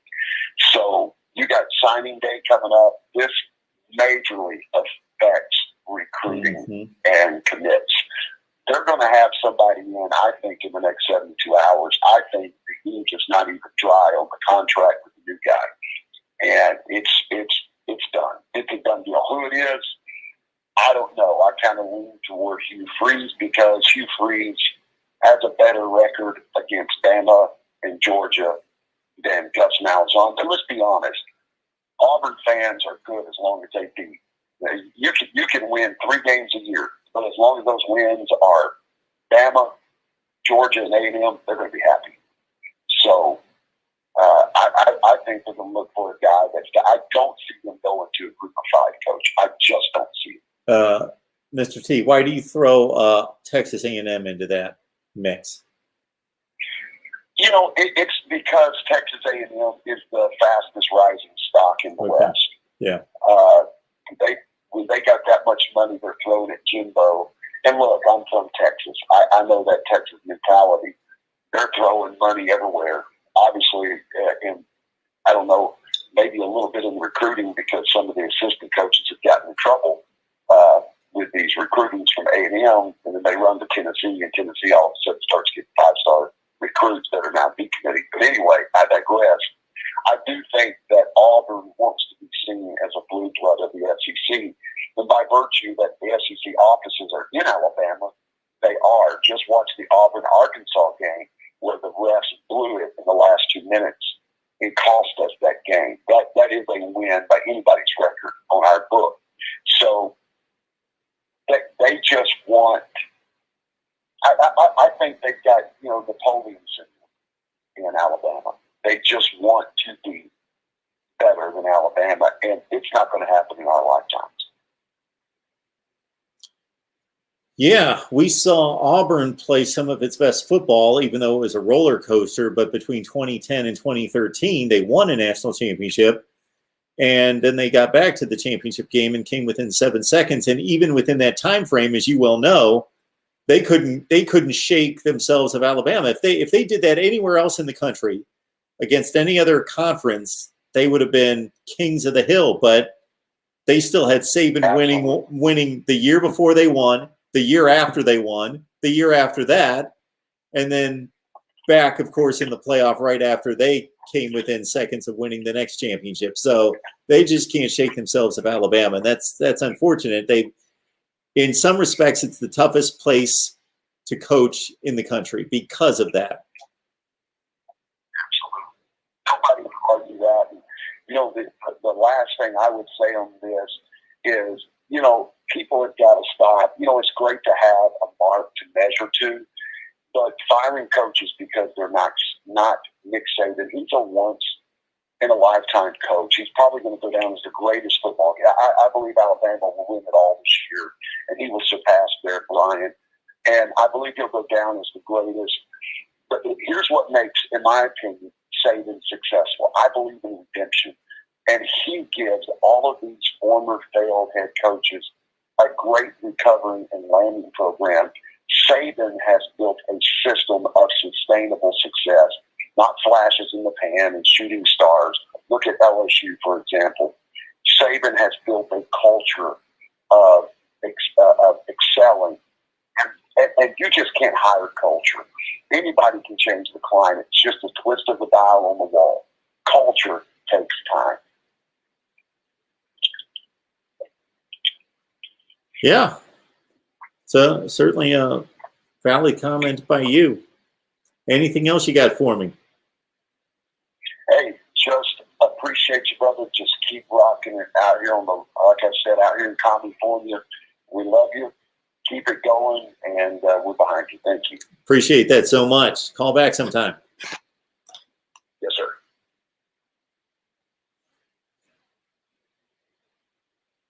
Good to hear from Mr. T.W., if I got that handle right. I think I did. He gave us a super chat contribution, and that is so much appreciated because that's certainly what, if you know what happened here over the last 2 months, I had a 19-year stay at ESPN, resigned from there, and here I'm doing this full-time, full throttle all the time. I've not been able to give my attention to any kind of upgrades because we're in the middle of college football season, so we're just going full throttle at talking college football, of course. But once we play that final game, of course, I'm still going to deliver the content constantly, but we're going to have to really focus on revenue and upgrades and doing all that kind of good stuff. So we're going to need your support. So whether that starts with just smashing the like button or you can do anything beyond that, that would be phenomenal, including getting me sponsors. So if you've got any inroads there to any businesses, any potential sponsors, please hit me up at MarkRogersTV@gmail. You guys, anybody listening to me right this second can always contact me at MarkRogersTV@gmail. Now, I would hope that you would respect my time to the extent that you're not going to hit me up to say, Mark, do you like Ohio State or Northwestern this week? That's why we're here. But beyond that, if you've got some legitimate request, recommendation, suggestion, or you can put me in contact with a potential sponsor, hit me up at MarkRogersTV@gmail. Thank you. Right, folks, man, we're up to about 150 in the live chat. Appreciate that. Man, we did the live show with the call-ins after the primetime games last night, and we were up around the 350 mark, so that was good to see. So we're growing. We are growing. We are getting there. All right, anything else here? Yeah, there you go, Jeff. 25,000 within reach. I think we passed 23,000 today. Also, would like to let everyone know that roots for particular teams, which of course you all do, is that we've got channels covering USC, Oregon, Texas, Nebraska, Ohio State, Michigan, Notre Dame, Clemson, Florida State, Miami, and the SEC. Okay. So what you can do for me is go over there and support those channels by subscribing, because we need to get those channels up to revenue threshold of 1,000 subscribers. Now, I'm going to be fully transparent. You're not going to find any additional content there yet. But like many of you who subscribe to the Miami channel know that we do exclusive live streams there, and I do some special content there on the Miami channel. We will do the same thing on these other channels once we get to 1,000 subs. So we're going to supplement those channels with new, fresh content as well. But be sure, I will never lie to you. If you go subscribe to the Michigan channel, you're going to see the same content that you see here for Michigan, but it's going to be repackaged. But once we get to 1,000 subs, then you're going to see new, fresh content on the Michigan channel. Okay, do you follow me there? So please, if you're a fan of a particular team, go over there and look me up. Just Voice of College Football Texas, Voice of College Football Michigan, Voice of College Football Oregon, and all the teams I just mentioned. Go over there and sub. Stelios, thank you so much for that. Appreciate that. Go over there and sub. Or if you just want to support us, you want to support me, it's just little old me right now. Go over there and sub to all of them. And shut off your notifications if it drives you nuts. But sub to all of them. And you'll help us. Barf Saban is the GOAT. Yeah. He is. Now, I could make a great case just for the cause and just for the sake of argument. I could make, believe me, I could make a great case for Urban Meyer. I don't believe that. I believe Saban, based on just track record, absolutely greatest of all time. But I could make an argument that would make you at least give some consideration. We'll do that another time. Oh, man, BW. Give me 1,000 subs. Can you guarantee me 1,000 subs on the San Diego State channel? And if you can guarantee me the 1,000 subs, I will actually call it the BW Aztec channel. And we'll go from there.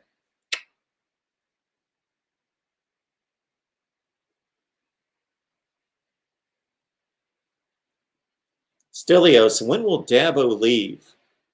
He's got a great thing going. Why would he leave? Why? The only reason you would leave would be if relationships go sour, like what happened to Jimbo Fisher at Florida State. Relationships go bad. You get more money somewhere else. Or maybe you just have the urge to say, I want to prove it somewhere else. I want to do what Saban and Meyer have done to show I can do it anywhere. So that's the only difference between the legacy. Now, of course, Saban again. When I say the only difference, there are numbers differences. But in regards to being able to show I can win championships, I can build and maintain an elite program, the only difference between Saban and Meyer and Dabo is that Saban and Meyer have done it multiple places, especially Urban Meyer. Shoot, Bowling Green, Utah, Florida, Ohio State. Basically, the guy is a walking national championship. You can just go anywhere, national championship. Nick Saban, LSU, Alabama. Dabo Swinney, the only thing he hasn't shown us that he can go somewhere else and do it. I'm not doubting that he can. He just hasn't shown it. We just know that he's built a culture and a process at Clemson that works there. Now, can he go somewhere else and repeat it? Probably. So that might be the challenge that he would want to undertake post Nick Saban or wherever he would go. But he certainly seems like a Southern guy that is tied to the fabric of the South. I couldn't see him going, 5 years from now to USC and being the coach out there. I don't think, although Ed Ogeron was there at one time.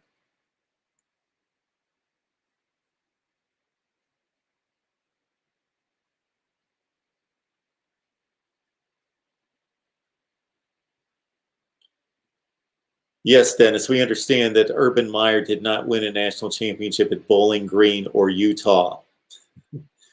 No one is going to win a national championship, first of all, at Bowling Green, of course, because nobody's going to be given the opportunity at any Group of 5 school to win a national championship. But he upgraded the program significantly, in 2 years. The other thing, at Utah, in terms of a de facto national championship, he did win one. So you understand that you can only win all the games. You can't do anything past that. Let me, again, we're going to go through this one more time for everyone, and most of you are fully on board with this. The national championship is not an objective playoff system. It's an invitational. So if you don't get invited, you can't win it. It's not a playoff system. It's an invitational. And if I could discipline myself to just call it an invitational, I would completely rid the word playoff anytime I'm talking about the college football games that are played in the postseason, because it's not a playoff. A playoff is a system that's been built objectively that determines if you do A, B, and C, then these teams are selected based on this objective criteria to make the playoff and play a playoff tournament. That's not what exists in college football. 13 people go into a room and they come out and they tell us who they're inviting to play in the playoff. Those are two different things. Therefore, the only thing you can do in college football is win all the games. You can't make the playoffs. That should be stricken from our vocabulary. Ever repeating the phrase, if they would just make the playoffs, or they didn't make the playoffs, they didn't get selected. Same thing with the BCS era in which you're referring. Urban Meyer in 2004, what did he do? He went undefeated. What else was he supposed to do? What else could he do? He went undefeated.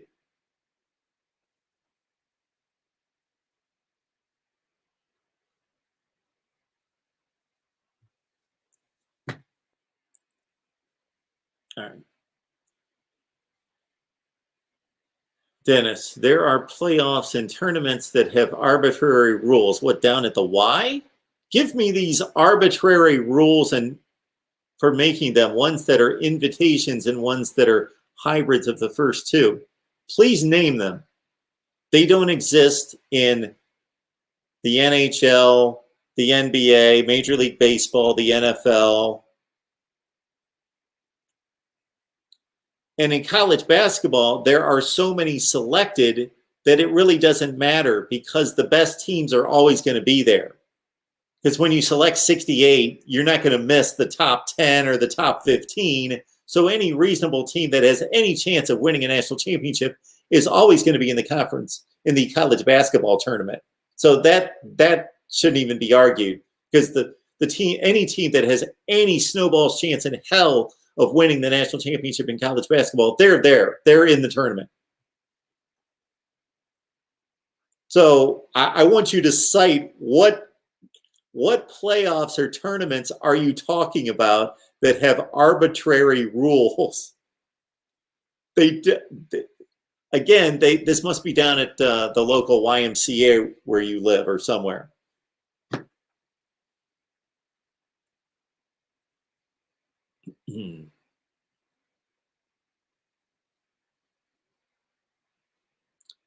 Somebody, yeah, Dennis, call in. Andy wants you to call in. Alabama football fan, reminding everyone, please, to hit the like button at the very least. And the super chat's on. Plus, Venmo, PayPal, Cash App. Please, if you have it in you, think of it this way. Think of it this way. Do we bring $5 worth of credible content per month?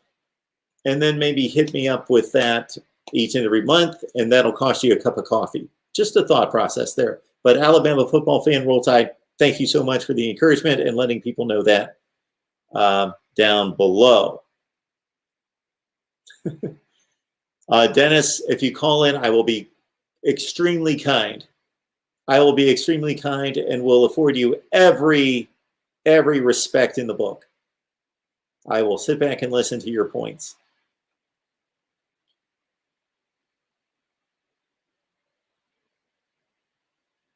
How do you get into the playoffs if you don't win your division?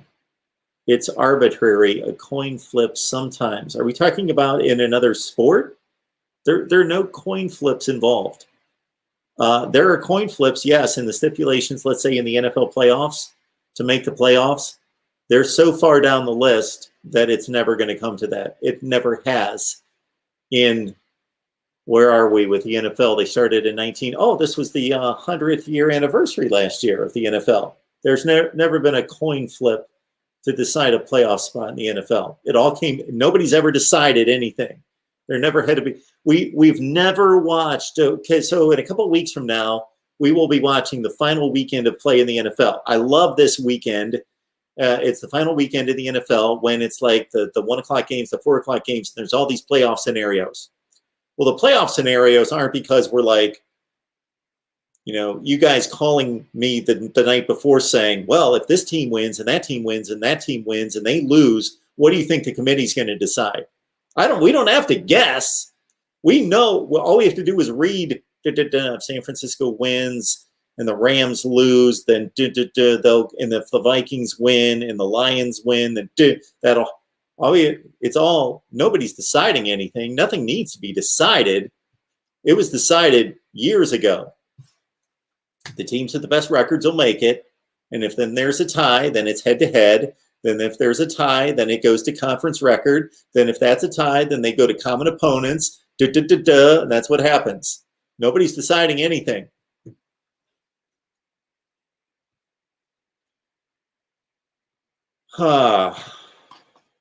Dennis, why did the NFL write down coin flip if it wasn't part of their rules? I didn't say it wasn't part of their rules. I said it was so insignificant that they've never gotten to that point. And they never will. They never will. There will never be a coin flip because two teams would have to score the same number of points and give up the same number of points against everybody. It's never going to happen. Just like you can never convince me that we're playing a playoff, because a playoff consists of rules that determine who makes the playoff. We don't have that. We've got criteria that supposedly is used. But if you really listen to the College Football Playoff Selection Committee, when it really comes down to it and they get boxed in, you know what they default to? They default to, we select the 4 best teams. So this entire process of going from 2014 to 15 to 16 on to 2020, you know where we've arrived? They used to fall back on these pillars of, you got to win a conference. You got a conference championship. So in 2014, that conference championship meant everything. Then by 2015, then they had to go to this. Then they had no bad losses, and then strength of schedule and quality wins. Quality wins. Define that for me. Quality wins. I love when they go to quality wins because it's based on their rankings. So, they got a quality win here. Well, that team could or could not be in the rankings. You put that. So Missouri was number 25 last week. That was a quality win. That was a ranked win. Then Missouri got blown out by 5 touchdowns, and now they're going to be out of the top 25. That was a quality win for all those teams a week ago. Now it's not a quality win. Is Missouri a different team? No, they're gone. All right. Air quotes. It's fun. It's going to be a lot of fun come Sunday afternoon when we all sit here and watch this thing unfold. And then we're all going to go crazy because there's not going to be, I cannot find a way in which there's not going to be some level of controversy. I was a bit bored last year, I've got to admit, because it didn't necessarily work itself out, but it was, in terms of which teams earned it, there was a clear distinction. 3 undefeated teams, and then Oklahoma was the only conference champion in the Power 5, at least, with 1 loss. So Oregon losing late to Arizona State in the season distinguished Oklahoma over them, so there was no controversy. Now, were those the 4 best teams? I don't think so. So people asked me, even though it was kind of a boring show, I'm sure, I don't really remember it, but whatever show we did right after the selection show, the basic question was, well, it pretty much makes sense. There's a clear distinction. Oklahoma's getting that 4th spot based on being the conference champion with only 1 loss. But people would ask me, Mark, are those the 4 best teams? And I would say, well, are those the 4 teams that they should have selected? And I'd say, well, you can look at it 2 ways. Are those the 4 obvious teams to select? Yes. They got off easy this year. Those were the 4 teams to select. But are those the 4 best teams? No, I'm telling you right now, Oklahoma is going to go to the playoff and they're going to get killed by LSU. They are not the 4th best team. The 4th best team's in Tuscaloosa, Alabama, even with Mac Jones and Tua on the sideline. They're the 4th best team. And I would like to see Alabama rematch against LSU because they're the 4th best team in the country. And trust me, Alabama would not have been losing to LSU by 5 touchdowns at halftime in the playoff.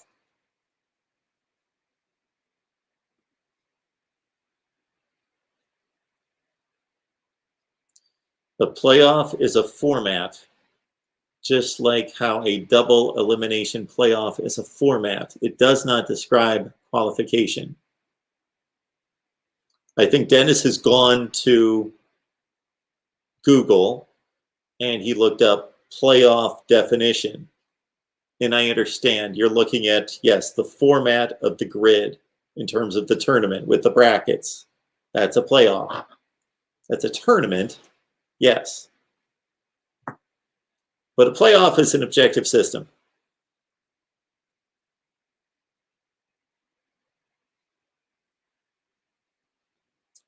Nick Saban is 253, 65, and 1. And in Alabama, he's a zillion versus not many.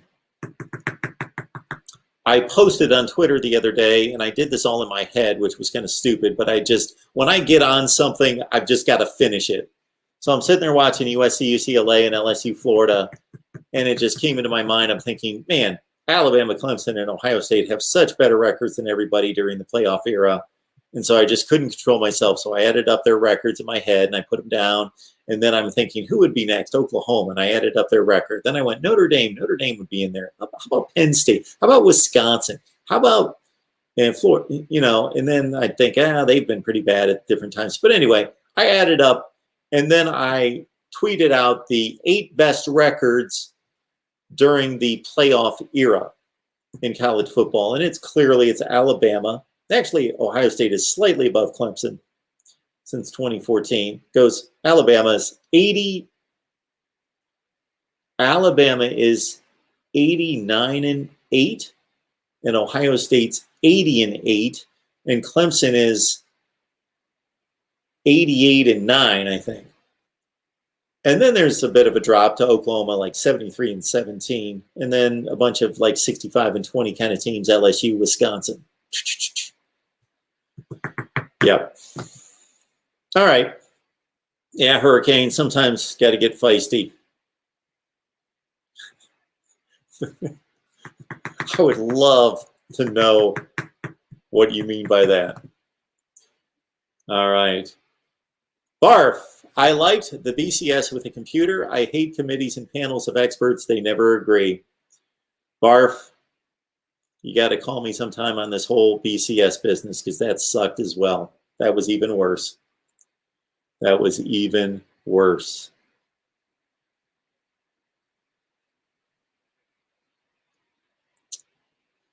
All right. We're getting our stats in from Bus Seat as well. Fielding Yost, greatest football coach of all time. Fielding Yost. Man, it's tough to go back that far in time. And I am the first one to say, anytime we have an argument on here about, anytime we've got an argument on here about greatest of all time, and certain people say, well, you can't include them. That was back in the 19 wherevers. I always challenge people because I'm like, okay, where's the cutoff? Where's the cutoff? Where should that cutoff be? Because you really can't come up with a year. Because people will say, oh, 1980, that's the cutoff. And I'm like, what's the difference between 1979 football and 1980 football? There's no distinguishing quality. There's no rule change or some kind of player change that would cause us to just cut off at 1980 and say, we're only going to count since 1980. But there's an evolution. There's an evolution of coaching, evolution of play, evolution of fitness, evolution of strength and speed and all those things. And of course, segregation becoming desegregation was a major factor, but that wasn't a bam, all of a sudden we're allowing blacks to play. That was gradual depending on which part of the country. So even that can't be measured as being, okay, 1965, bam, desegregation. Maddie, 1936 is when the poll era began. Okay, that's when they started voting, but that doesn't mean football changed that year. The only comment I'm making here, point I'm getting at, is that when you throw out Fielding Yost versus Nick Saban, that's a difficult comparison to make. Yes, he's a great, great coach, and statistically, he's going to have a better record. That's what's so amazing about Urban Meyer's record. Forget the national championships because those are somewhat tainted, again, because of the invitational process. What's amazing about Urban Meyer is that when you look at the 3 best winning percentages of all time, the other 2 dudes have like really old, grainy, black and white photos next to them because it's Newt Rockne and Frank Leahy, and the other one's Urban Meyer. So to be able to post the 3rd best winning percentage of all time and do it now is pretty remarkable. So Urban Meyer has won more consistently by far than Nick Saban has through the years at a higher level consistently. Now, Nick Saban has won national championships, 6-3. All right. Maddie, I like to use this NBA where I say 1979 is when players who only played before that time shouldn't be counted, as that was prior to the invention of the three-point line, which dramatically shifted the game. Yeah, but you can't cut off careers. There are guys who played from 1970 to 1986. So what do? You only count part of their career? So I get your point, but that didn't completely change the game. It was a, and the way the three-point line eventually changed the game didn't change it like that. It didn't just suddenly become a different game the next year. It gradually changed the game. Andrew, yes, it would be perfect. Thank you.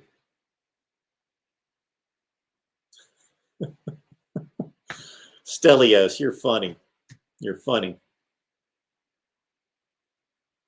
BW, of course, they aren't interested in proper rankings, only protecting the big brands. All right. Uh-oh, we've got somebody in here cutting up a little bit. Let's keep it to college football, please. You can even talk about TV or movies or stuff like that. I don't care. But please, let's be kind to each other. Let's be kind. You can trash talk and cut down people's teams.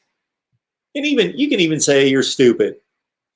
But man, let's please just... Who do we have in here? Hopefully, I guess Cheryl took care of it. So we trust Cheryl. Thank you. Thank you, Cheryl. We appreciate that. So understand, please be kind in that YouTube is somewhat unpredictable. We don't know what they're going to call out. So we know if we start some kind of political discussion here, then that can kind of get kind of crazy, and certain things can happen, and then certain kind of language. Truth be known, you guys don't hear me up here cussing and swearing and going crazy. When other people do, I don't care. It's not that big a deal. I would rather hold a show and not have people like just spewing out profanities constantly. I don't want to run a channel like that. But if people cuss once in a while, I don't care. It makes no difference to me. But I know, as I've told, and Cheryl has heard this a number of times, that when I get off of live streams, this happens on a regular basis. I'll get some kind of warning from YouTube. And they're not specific. It never says, at 51 minutes and 12 seconds, this was stated. It's just kind of like, your revenue is going to be compromised, and we're going to take a certain amount away because our community standards were compromised. And I'm like, well, I don't know what happened. So thank you, Cheryl, for letting everyone know that. Craig Cole loves the Northwestern upset this week. I wouldn't be surprised. I'd be mildly surprised. Of course, Ohio State's much better than Northwestern, but shoot, LSU was a 23-point underdog this past weekend.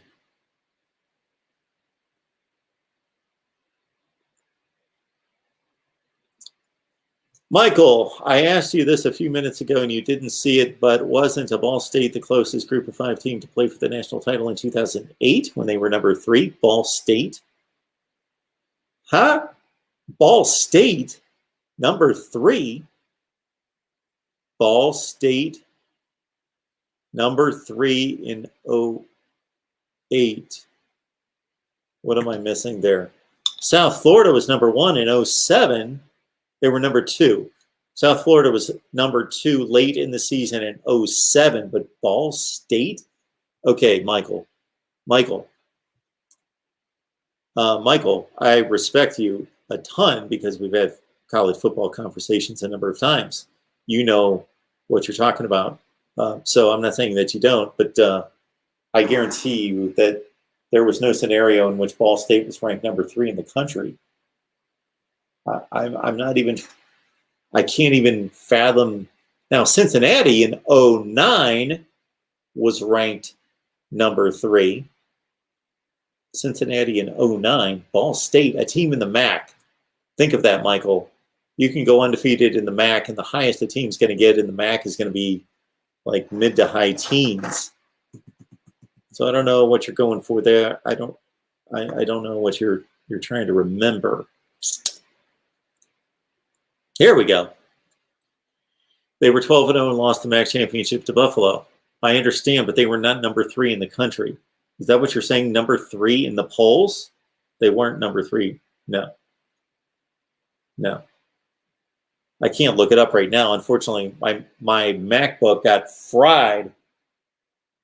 The thing won't even charge now.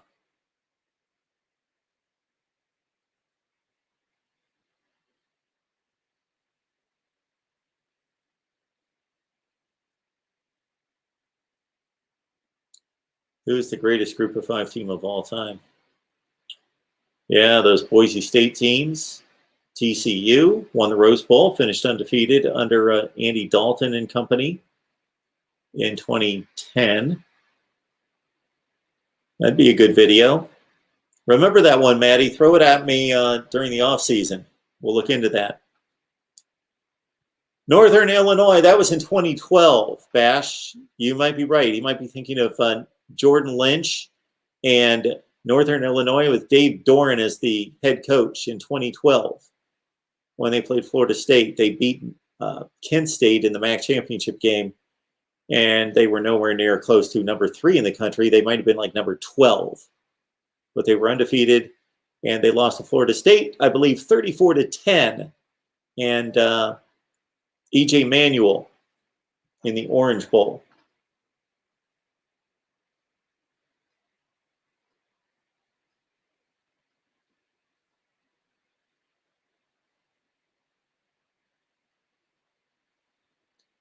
Thank you, Andy.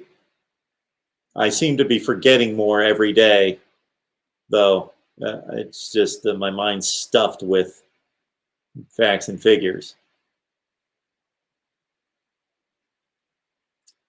All right, everyone. It was good to see you. We're going to be full throttle, hard at it this week to preview all the conference championship games. National Signing Day is coming up on Wednesday. I'm going to be sitting here all day Wednesday doing nothing but records and live streams covering National Signing Day like crazy. And of course, with all these coaching hiring situations, we'll be on top of that as well. And if I can get to it, I would like to do bowl projections. I would like to cover the Sumlin situation at Arizona, Malzahn at Auburn, Smith at, I was taking notes during these conversations, Smith at Illinois, bring out my power rankings. What I want to do at the end of the season, now we're 1 week too early for this, but if I remember, I would like to do a comparison between my predictions, my preseason predictions, and the results. Because something reminded me the other day, somebody made a comment to my Mississippi State prediction video. I took hell over predicting Mississippi State to go 2-8 this year. I got freaking browbeaten by I don't know how many people after they beat LSU the first game, laughing at me, going crazy about how, oh, they just beat LSU. You picked them to go 2-8. You're a complete moron. You're a complete idiot. What's Mississippi State's record right now?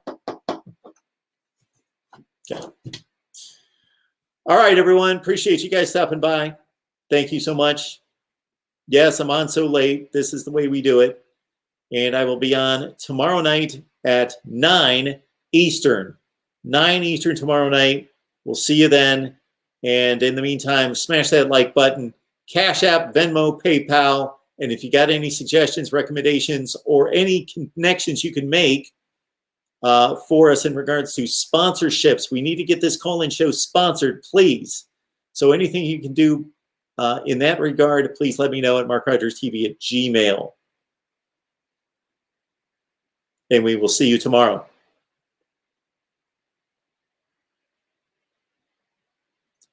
Yes, a dog named Brutus. I did have LSU at 7-3, so they'll probably finish maybe 5-5. I did not see that coming. I had 7-3.